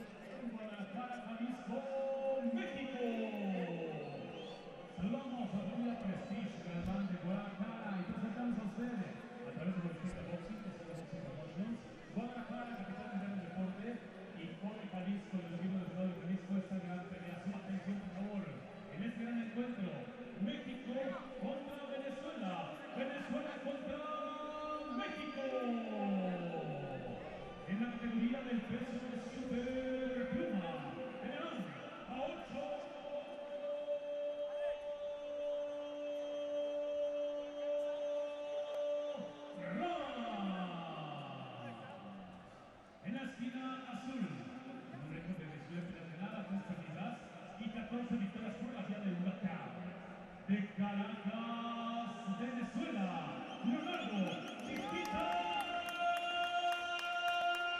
Padilla.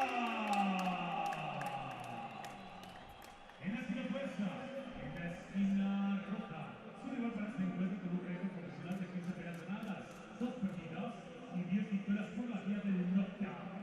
En su casa, en la capital mundial del deporte, de Guadalajara, Jalisco, México, Jesús PANTHER ACOSTA.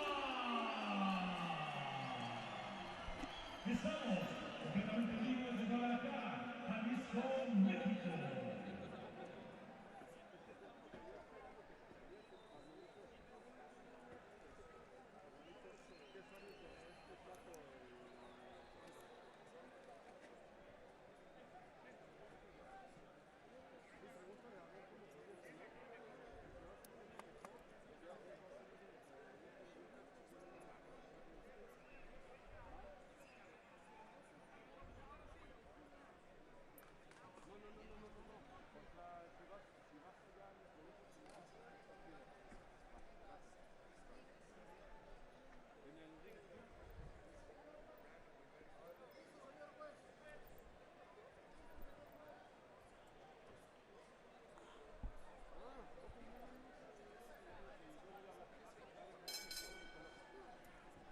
And we start the action. I was sharing with you that Chispita Padilla looks thick for this division. Yeah, I think. Well, what I told you right when you told me that maybe he's a little bit shorter, but they seem to be about the same height. Yes. So I'd like to see what he rehydrated to. Chispita Well, Padilla. I just got news for you because I just realized that in the corner of Chispita Padilla we have another Alvarez Rigoberto, and that's a gentleman that has dedicated to boxing here in Guadalajara. He has his own training camp, he has his own gym, and he has his own fighters. This is one of his fighters. Okay, and that goes to show how sharp Padilla looks right off the bat. Yeah, he's definitely bringing the action to El Panther, Acosta. The hometown boy, and in the fighter meetings, you know, I found, I mean, obviously we always want to give the public a good show, but didn't really speak too much on strategy and just said he wanted to give the public a good show. Sometimes for me as a fighter, I don't think that might be the best mentality. I think number one, win, and then we can put on a good show. Whoa. That was a very Beautiful good hook. body shot by yes. Padilla. And he's pushing him. He's actually using that weight to just keep it in the inboxing. He's keeping that fight in the pocket. Nice, tight. And His bringing defense. it to the hometown boy like he said he was. But this is definitely, like you said, a make-or-break situation for both fighters. And I see Chispita meaning spark. And he's definitely putting a spark on the humanity of Acosta. He's getting a count. That was a low blow. I didn't see a low blow. I think the referee was kind of in our view as it happened. That was happening, yeah. Interestingly enough, both shorts have No Boxing, No Life, which is the brand by Eddie Reynoso. That's on Pantera ACOSTA.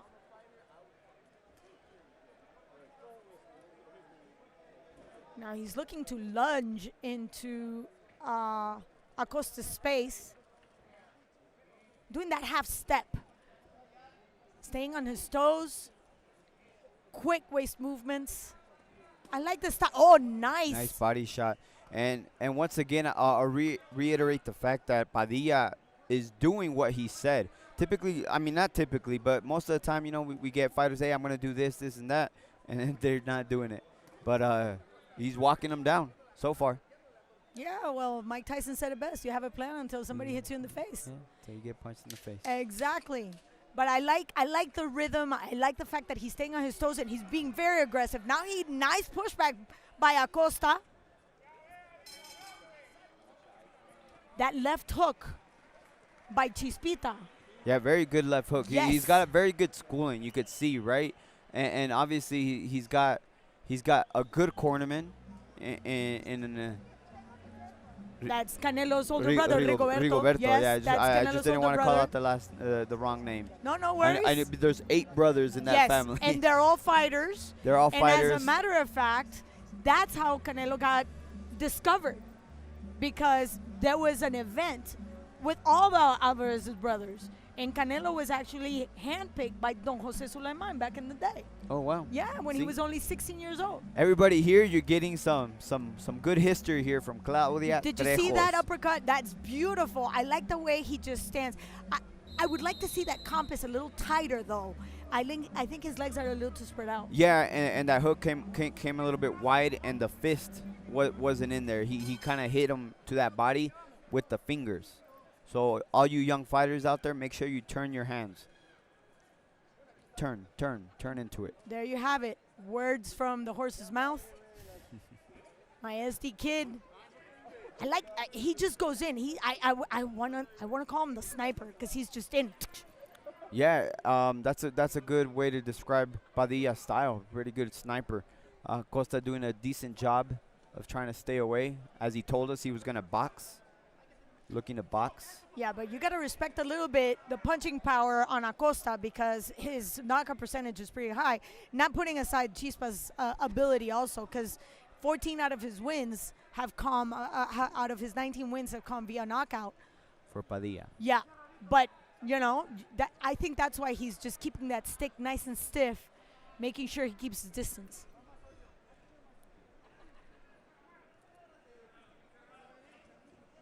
Being very patient.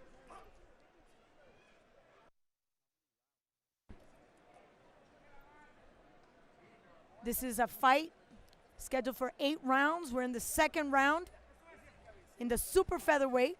And that was a good body shot landed by Padilla. Yeah. You could see the schooling, the Alvarez style. It's there, you know, like people are starting to implement that more. You know, Saul Canelo Alvarez, you know, with that head movement. Yes, and that then very boom, short. boom. And that's what I just saw right now from Chispita Padilla. Exactly. Is him sitting, look at his feet, sits down on his shots, moves that head, and explodes just like he did right there with that uppercut. Ooh, that was coming out with all kinds of evil intentions. I could feel it all the way over here. You know, it's one of those that you don't connect, but you feel it. Yeah. and there you go again with that head movement. Acosta said he wanted a box, but he's finding himself now in the trenches. That's something that I think is in his favor. Well, I think he's falling into Padilla's fight plan, and because Padilla's actually implementing his own ring generalship. And what he said he was going to do, like I said, I sound like a broken record, but pressure, and he's doing it. Yeah, he's bringing that fight to So ACOSTA. so he wants ACOSTA to sit there with him. We'll see what ACOSTA can muster here.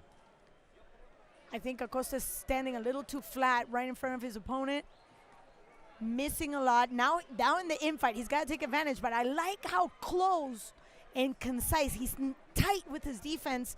Padilla's really not letting ACOSTA connect in any of those short uppercuts or short hooks. Nice. Oh. That was a brutal right. And what a way to close the round, man. I'm only fanboying here out again. You are. I can hear it in you. That was a very exciting round. That definitely showcasing how the adjustments. He's made very interesting adjustments from the first to the second round. Yes, yes. So what I thought right at the beginning is I thought ACOSTA wasn't in his favor to pressure and stand there with Padilla, but right there at the end, he showed it. Yes, I love the bobbing, weaving, See that, those waist movements. And watch, he actually hides the left when he bobs.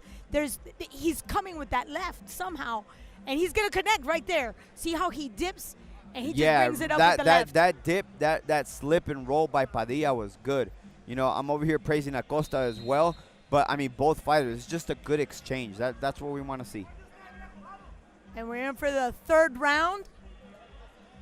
And Rigoberto, we know the type of experience that he has. That experience trickles down to a young fighter of 25 years old, coming from Venezuela, looking for other opportunities. He understands that if he makes it here in Mexico, it would just bring him to a completely different level once he comes to America. Yeah, absolutely. You know, it's kind of a way of stepping up that ladder. Especially in this division. We have greatest featherweights coming from Mexico. Absolutely. The greatest featherweights. Yes. Shout out to my guy over there, Marco Antonio Barrera. Definitely one of the best featherweights. Hands down. Juan Manuel Marquez. Yes. Erik El Terrible Morales. And the list goes on. And I can keep going, guys. I can keep going. That slip and roll, I'm saying, that dip, it's not like he even rolls. He just dips, and he hides his right. Yeah, I like that right uppercut off the roll like you were mentioning earlier. And look, nice stiff jab.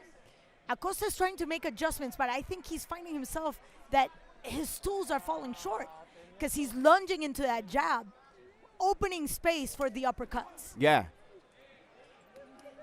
He's definitely putting himself in harm's way as he dips forward like that is ACOSTA.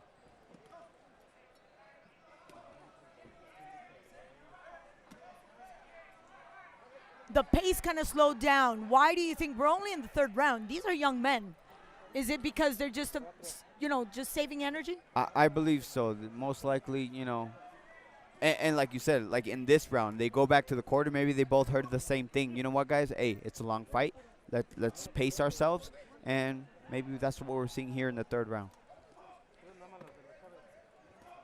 And I like the way that Chispita Padilla keeps digging with the jab to the body, poking him Mayweather style, and also with that sharp right hand. I love the way he's working the angles. He's staying on his toes, staying active all the time. That really fills in the refs, the ref's eye, and obviously everybody that's scoring the fight right now is looking at how active he is and how he doesn't let ACOSTA connect. Yeah, he's controlling the ring in the middle ring generalship. All three judges are within good angle, so perfect scoring. I mean, perfect way to score for them. And he keeps doing it. Look, just like that. He's like razor focused. He does not take the eye off ACOSTA. And ACOSTA's doing his best right now to just stay in the fight, but he just cannot connect. How do you connect a moving target? And this is the end of this round. And I have to say, the judges right now must be very pleased with what they see in Padilla. Yeah, Padilla, I think, is shining a little bit more than the hometown boy, Jesus Panther Acosta. And you asked, what does he need to do, Acosta? I think he had a little success in the second round going forward and that typical Mexican style, but he went back to boxing right there. And if the guy has better head movement like Padilla does. Look at that uppercut. And nice connect with Acosta, you know, with the counter punch. And he did mention that he likes the counter punch. I don't understand why he's just not going and closing the gap and looking for the counter punch. And of course, that's the end result. He showed it there, you know. He does it well, and you're right. Why doesn't he just keep doing it? But it's easier said than done. You should know. I should. You remember those days. I do remember those days. I miss those days. Would you go back? Maybe it's time to go back. Maybe like Uncle Rico and Napoleon Dynamite. There you go. Oh, look at that. Nice, short, very active. Acosta coming out with a completely different motivation. Something sparked him. And he might have heard me, right? Because I said, what does he need to do? He needs to come out, press him like he did in the second round. And he seems to be doing that right now. Well, we're halfway there, so, you know, we're running out of time. Not to say that he's so far behind in the cards, but he's behind in my card. Yeah. Oh, Ooh. that left again. That left is lethal. And it's off the head movement, Claudia. Every single time it's off the slips. Exactly. And those are the ones that hurt and paralyze you when you don't see them. So Acosta is throwing. Padilla slips and just catches him with a solid shot, just like he did there again. Exactly. And I want to call it a roll, but it's not a roll. He just literally sits, hides his right, and then brings it back, or his left and brings it back. Yeah, and it varies. That's what makes a good fighter, you know. It varies. Slips right there like you saw. Yeah. Sometimes rolls like you're mentioning. Like Acosta is trying to get up into Padilla's face, looking for more action. But now, I mean, he's also, Padilla's also using his musculature, his size, his weight. Because I gotta tell you. Yeah. I think I'm with you on that. A little slip there. I'm with you on that. The fact that he looks a little bit bigger than Acosta. Well, yesterday we saw him. He didn't look as thick as he does today. Yeah. So kudos to whoever helped in the rehydration, because there's absolutely no trace of what we saw yesterday. Yeah, you're right. We didn't see that at the weigh-in. You know, they both looked about the same. And today Padilla looks a little thicker. Acosta, what? He's going after a hook, and he's not using his jab. And there's a difference in reach. It was only 2 inches. We talked about it in teletape. But here comes Padilla, and it's just immense, the type of effort that he brings in to close the gap, and just so aggressive. Yeah, so like you mentioned, he's not using that jab to try to come in. And it's hard to hit a moving target like Padilla we saw there, under twice. And he keeps doing it, and Acosta needs to figure out how to get through that movement. And I want to share something with you young fighters out there right now. The guy's moving his head. He can't move his body. Aim at his body. Aim at his neck. Hit whatever is there. Eventually, it'll stop moving. Yeah, you go for the trunk, the head will fall. Basic rule. Another beautiful way to end this round. A lot of activity. I saw a lot more production from Padilla, from Acosta. He's still falling short in terms of connectivity. The percentage of connection is not there. No, it's not there. And simply how you mentioned earlier. And Claudia, I want to say that I love the fact that you're so educated in the sport, because you see it right away. The things that I'm seeing, I shouldn't even be standing here. You could do the color commentating and be the analyst at the same time. Wait, stop. It's an honor to be here, to see you, and to share this moment. And I'd like to review what happened in this round. I love that razor focus. He does not even blink. Padilla is a man on a mission. I don't think I've seen Padilla this sharp. No, he's definitely looking sharp. And we mentioned earlier, you know, the corner that he's carrying, it's definitely seeing and telling in this fight. Yes. And I like the way he just had that half step, always on his toes. How draining is that to maintain that level of activity even when you're not throwing? Well, that's what you train for, Claudia. I mean, that's what you train for. You know, you put in that road work. You could see it on his body. He's got his abs showing. They're bulging out. Hater. Yeah. A hater. We should bring Chris Algieri. Did you see that? That was a beautiful move. That's not even an angle. What was that? Yeah, that was. That's not even a side step. That's a back step. I don't know if he threw it at the same time or as he stepped, but it. And he. Look at that uppercut. That uppercut I is think that coming. hurt Acosta. That hurt Acosta right there. How do you counterpunch that? How? I mean, and right now when Padilla's holding onto that arm, you know he's struggling. That's also taking a toll on Acosta. Ooh. Oh! He's dishing it with both hands. And it's going to the head and to the body. That's what's making it difficult for Acosta to keep up with Chispita Padilla. It's coming from all angles. You know, not to say that Acosta's not trying, but you know he's coming up just a little bit short. But he's tough. No, he's taking it. One thing also that he did mention in the fighter meeting. Remember, I said at the beginning of this, he wants to give the public a good show, and I asked him, "How are you going to do that?" He's like, you know, just Mexican style. He wants to go toe to toe, but I don't think this is the fight that makes him look his best, because he started off boxing and yeah. And if there was a fight plan that was not shared with us, I take it, but I don't see the necessary adjustments at this time. I mean, you need to close the gap, especially, but keep that defense up. And if you want to break in, you got to stand behind that jab. I like the patience. Padilla has a lot of patience. He has not thrown one punch in these last combinations. Not one punch. And right there, he looks smooth there. And those last few dips, reminiscent of Canelo Alvarez versus Daniel Jacobs. You know, like right there as he faded away. You know what? And this goes to everybody out there. It's really sad we do not give enough credence, enough credibility, and credit to that type of movement, because there's no damage. There's no real connection. But the truth is that those movements, those matrix-like movements, are key. Are key, and they make your opponent get frustrated. So, moreover, look at Acosta. At this point in time, the punch production has gone down. Way down. And I see doubt. I see doubt as he walking in. Yeah, there's a lot of doubt in Acosta's demeanor. You know, despite and frustration. Yes. Despite being the hometown boy, you know, he thought he would have the edge. The crowd actually here is quite silent. Yes. You know, the fight is good. I'm looking around. Everybody's attentive. I think everybody's quiet. I'm almost willing to go and speak to Rigoberto and say, what did you give this kid? And guess who's already making his way to Estadio Jalisco? Julio Cesar Chavez Jr.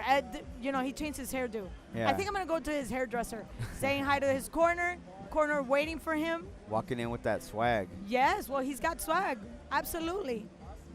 Talk about a family. Talk about a legacy. Talk about weight of boxing history. And there's Omar, too, getting ready. That's his mother, who came from Culiacan. And that's actually really nice to see. I wonder if Senior is going to be sharing the same locker room as well. All three Chavez in one room. Wouldn't that be interesting? I don't think I've ever seen that. Yeah, right? I'm almost ready to go talk to Rico and say, okay, what else are we going to develop? Okay, so again, the compass, that those legs still in motion. We're now round 6. At this point in time, I have most of my rounds for Padilla. I gave Acosta, I believe it was a second round. But yeah, you're right. Chispita Padilla, he's slowly taking over this fight. And the only thing he needs to do is put that cherry on top and get the finish. But I mean, Acosta's here in his ooh, good check hook again by Padilla. Yeah, and I'm going to give all the credit to Acosta because he's kept on ticking no matter how much licking he's taken. Because he's bunched a few. And look at that. There's still will That was a behind good ACOSTA. slip Yes. and roll and body shot. Uh-oh. A little bit of rubbery legs there. Yes. Oh. His footing is out. His footing is out. You know what that tells me? What does that tell you, Claudia? He's weak. He's weak. And he felt, you know, sometimes the knockout doesn't come from one punch. No. It's an accumulation. Yeah. The accumulation of punches is a real thing. I've compared this before to video games. You know, when you see the power bar and you keep hitting the guy and that power bar goes down. Video games. Yeah, that's a very good analogy in my opinion, because it's similar to what happens in a fight. You can be in the best of shape, but if you keep getting touch to the body. Okay, this is interesting. So Chispita lost his mouthpiece, and I could see Rigo giving some instructions. It took a long time to put that piece back in his mouth. Yeah, and that's also a no-no. Yes, that I was just gonna say. The referee should have. He should have walked with Yeah. with Padilla. That's, you know. Yeah, absolutely. And Common practice. It should be a stern warning, but hey, we miss him. We miss him. Yeah. It's okay. Okay, so I believe the local guy is waking up. The Panther is finally like sharpening his claws, but I don't think they're gonna be that effective because I see his legs are not there anymore. Once the legs are gone, what happens? Well, you're unable to do the things that you see in your head. If you see the shots, but the body does not respond. And look at that body shot by Padilla. No, that left again. It was a hard body shot. He just keeps going body, head again, and that right was right in the temple. I could feel my hypotheses moving. Wow. Solid body shots there by Padilla. It's really seems to be wearing on ACOSTA, like you said, like the legs are not there. They're not there. The heart is there. The heart. Yes, but we can see how that has diminished his power because he is cutting. We asked, why isn't he just closing the gap? Why isn't he just working the counterpunch? He tried, but it's not doing anything on Padilla. And guess who else is at home? Julio Cesar Chavez, the king of the ring, the great Caesar, the greatest Mexican fighter. I remember 89-0, and that for us, fantastic. You cannot miss this fight. This is going to be our main event, co-main event. No, main event for our pay-per-view. And we'll talk about that. Yes. This is going to be on Fight TV on demand. Julio Cesar Chavez fighting Macho Camacho Jr., Hector Camacho Jr., the rematch we never got a chance to see. Those were good days. So as you saw that, I mean, as you said, you know, with a little, because you knew that he was going to be the co-main event, but then Anderson Silva stepped in and said, you know what? No. You're right. Yeah. Uh-oh. Nice. ACOSTA. You're going to be the main event. So yes. Out of respect to Julio Cesar Chavez, legend, legacy, pride, what he means to boxing, Anderson Silva took a step down and said, you are the main event. Extremely humble by the MMA champion. I got to tell you, if I liked the guy before, I like him 100% more now, if it was even possible. Okay, I can see that ACOSTA has connected twice. Very, very nice. And in this round, it seems that ACOSTA seems to feel that urgency. Because like you said, you gave all the rounds to Padilla. So ACOSTA feeling that urgency, and he's fighting like it. Yeah, but mathematically speaking, we're looking for a Hail Mary. Yeah, we're looking for a Hail Mary right now. Time is running out. And I like the fact that there's a sense of urgency. But there's still... Good counter about that. Yes, but how do you connect on a moving target, especially when your mobility is so limited and you don't know how to cut? He's not cutting the ring. I don't see him cutting corners at all. How do you learn that? Well, I mean, in the gym, you should learn it. You spar, you get an idea, and now the coach says, "Hey, during the sparring you did this. Let's do this. You know, if that wasn't the case for ACOSTA, we're obviously seeing it here displayed in the fight. He does have the will. He is closing the gap. He's bringing the fight to Padilla, but Padilla is constantly moving, and also his production has also diminished because he's confident at this point in time. Ooh. Oh, again, now it's the right. So talk about being able to hit with both hands. He was christening him with the left hook all night, and he just unloads a solid right hand. But credit to ACOSTA, he's coming. He's coming. Yeah, he keeps going, but again, I think he's a little too flat-footed, and understanding that he needs to be able to hunt his opponent down, especially when he has so much mobility, like in the case of Padilla. I love the fact that he knows how to fight on his heels. And he's lost all respect. He's lost all respect for ACOSTA because his defense is down. He's literally dancing around. He took the punches. He kept going, and there is no effect, no damage. And that confidence that you're winning the fight. Yes, but you never know. Well, yeah, you never know. You never know. Tell Meldrick Taylor, and here he is, Julio Cesar, sitting in his locker room, and as always, surrounded by people who love him and respect him.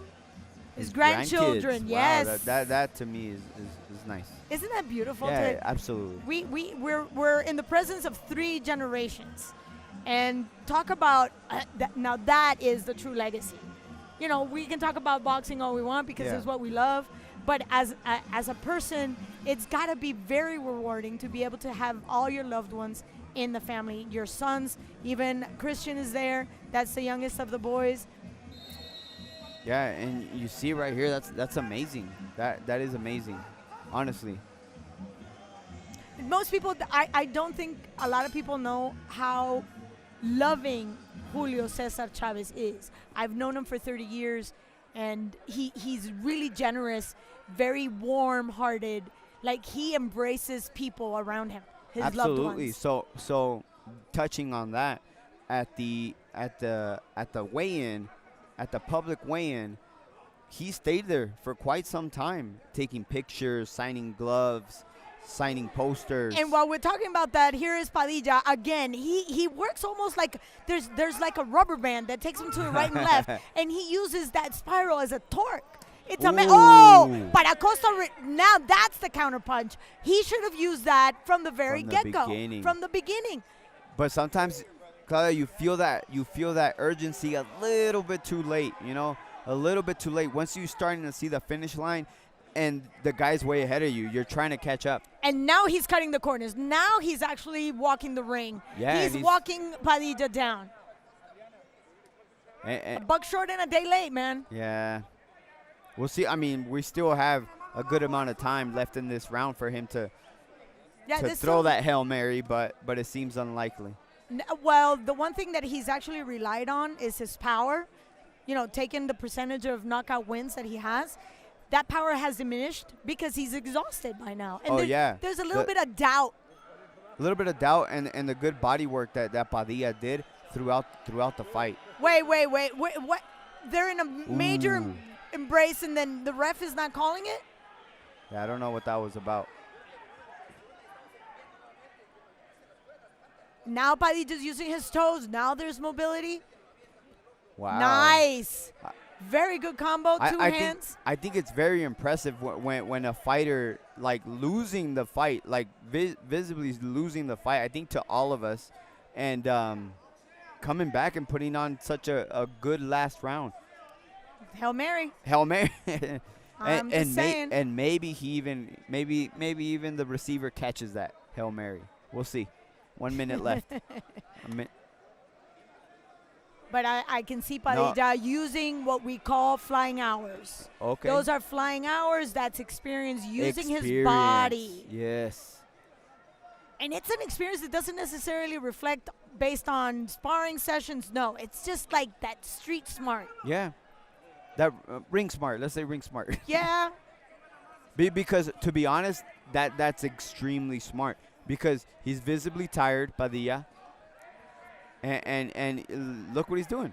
You know, he knows he's ahead on points, most likely ahead on points. Yes. And getting the victory. Getting the Yeah, victory. and he's way too confident. See how his defense is down?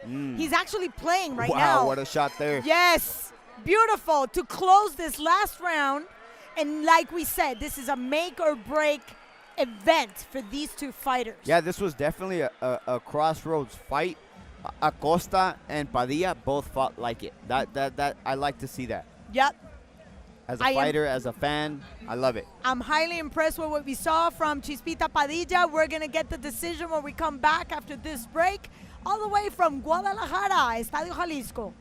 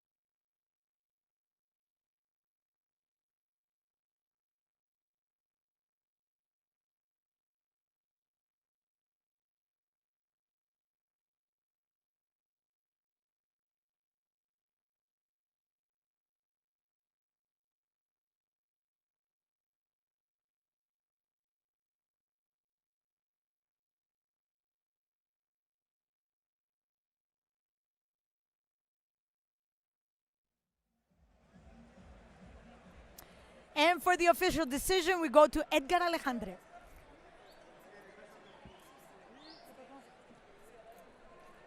Continuamos con ustedes, amables amigos, seguimos desde Guadalajara, Jalisco, México, las CESAR. El resultado de esta pelea, el juez Roberto Rodríguez da puntuación 72-80.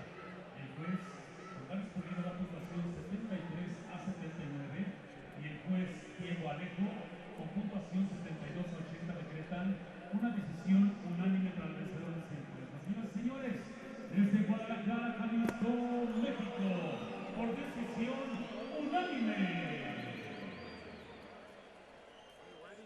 De Caracas, Venezuela, Leonardo Chispita.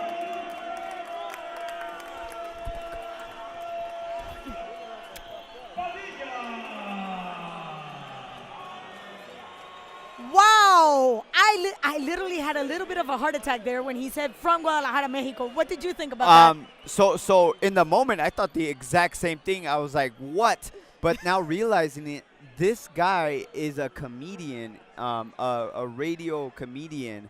Okay, that explains it. That explains it. And you know what? We are going to go all the way to, yeah, we had it all right there, boxing and comedy.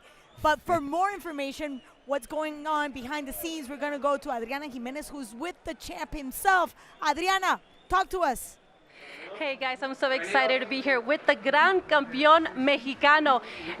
Everybody wants a little bit of the champ. Everyone wants the pictures and the autographs. But Campeón, can you talk to me about the emotions that are going through your mind? You've walked into the stadium. You're getting ready for the last final fight of your career. What are those emotions going through your mind? Esas emociones que sientes ahorita antes de tu última pelea.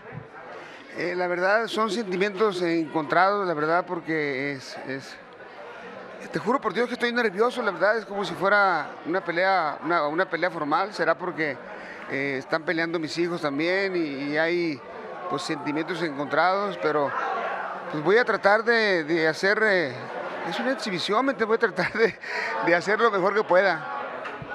We've seen... He says that he has mixed emotions. Obviously, this is his farewell fight, but also he has his sons fighting on this card, so he's excited, he's sad, he's nervous, he's everything that you could think of. We've seen the Mexican fans react like always, so much love, so much respect. Why give them this very last fight here in Guadalajara? ¿Por qué darles esta última pelea aquí en Guadalajara? Bueno, la verdad estoy muy agradecido con el gobernador Enrique Alfaro por darnos la oportunidad. Él nos pidió que hiciéramos la exhibición aquí y la verdad pues yo acepté con mucho gusto porque nos han dado todas las facilidades y la verdad que estamos muy contentos. This location was offered and he right away agreed with no problem. He's very happy to be here and put on a great show. You are going against your doctors, your family, and you're saying that you're going to take off your headgear on that last round against everyone, putting your life on the line, because that's what they've told you, that you could die if there's a bad punch without that headgear. Why do it? ¿Por qué quitarte la careta si te dicen que te puedes morir en el ring? Bueno, es que hice una promesa, ¿me entiendes? Y pues sí, lógicamente mi familia está muy preocupada, ¿me entiendes? De que me quite la careta en el último round. Pero yo, bueno, voy a quitar, ¿me entiendes? Y aunque el doctor, la verdad, vino directamente de Puebla, el que me operó, y dice que no, que es imposible que me quite la careta, que si estoy loco, dice, o qué, dice, o me quiero morir, o qué. Pues vamos a ver qué pasa en este cuarto round. Vamos a ver si me la quito o no me la quito. His doctors really don't want him to take it off. It's really extremely dangerous. He could lose his life in the ring. But he said he's a man of his word. He wants to keep his word, but I mean, it is really risky. So we'll see what happens.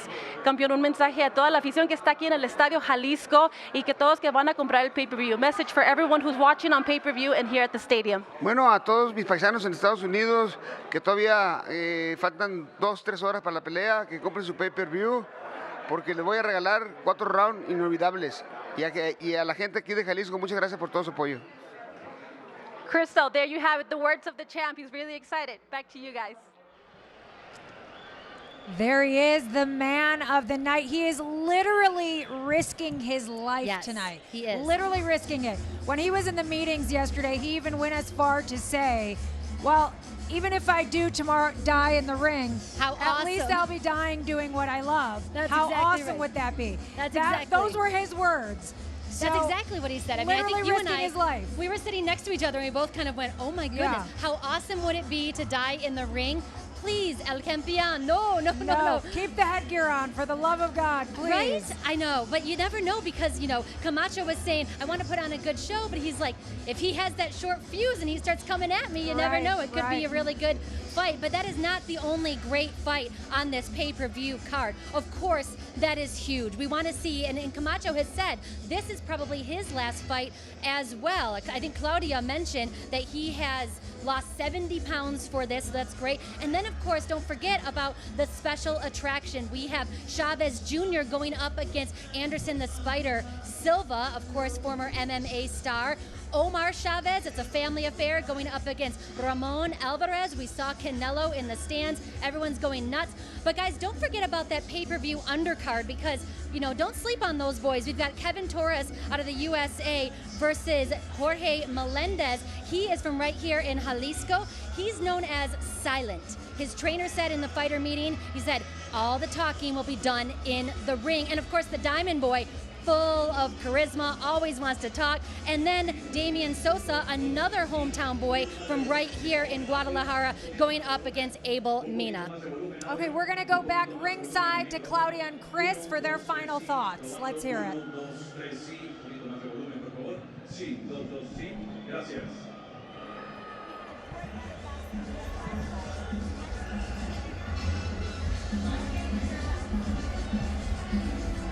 All right, their audio's not working, so we're going to have to check back in a little bit later.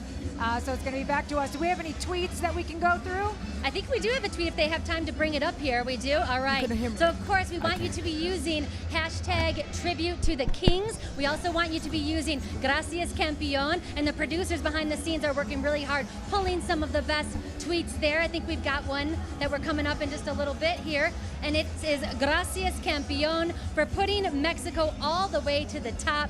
You are and will always be the greatest Mexican fighter, and that is so true. And it's interesting to see Canelo here because is the torch being passed tonight with Chavez Sr. officially stepping down and saying this is going to be it. We heard him say today it is very risky. El Campeón, please be safe out there against Hector Camacho Jr. There's a lot at risk tonight, and we are wrapping it up for the evening. So if you haven't gotten the pay-per-view yet, you need to go do it. But actually, we are going to be able to go ringside very quickly. Hopefully the audio is working. So go ahead, Claudia and Chris. Are you guys there? Oh, yes, we are. Thank you, Crystal. Courtney, the truth of the matter is we had a great night of boxing. We had the pro debut with a first-round knockout. Then our second fight, another first-round knockout. But the legacy continues with another family, the Alvarez's family. Not only in the ring, but in the corners. Yeah, young Alvarez, nephew of Canelo, just putting on a spectacular show. The ring announcer went ahead and even said maybe even a, he didn't say maybe, he said a future world champion. That's kind of rough. It's a little, I'd say, precarious. Yes. To just say that he's going to be a world champion. But again, we talk about legacies. And of course, we're looking forward to lots of legacies this evening with the family that has actually put Mexican boxing at a completely different level. The Chavez family, the Alvarez family, and I like what Crystal and Courtney were talking about.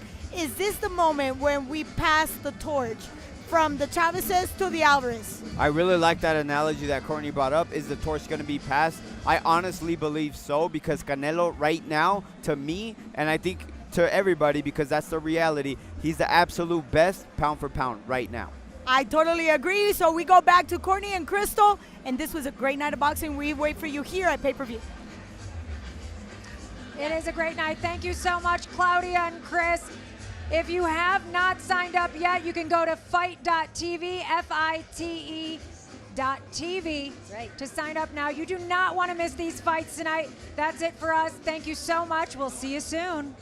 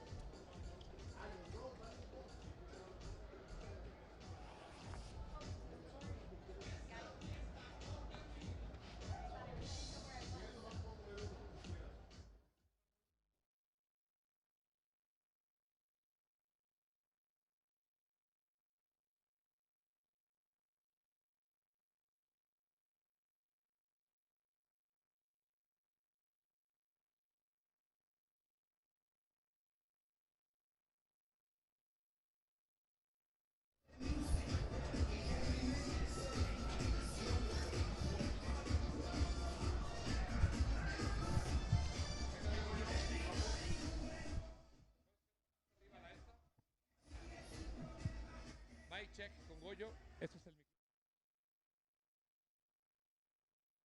mic check, ¿todo bien? Bien. Sí, Eric Perez here. I'm here, Eric Perez, in the Grand Arena in Guadalajara. We're gonna, yes, here, very.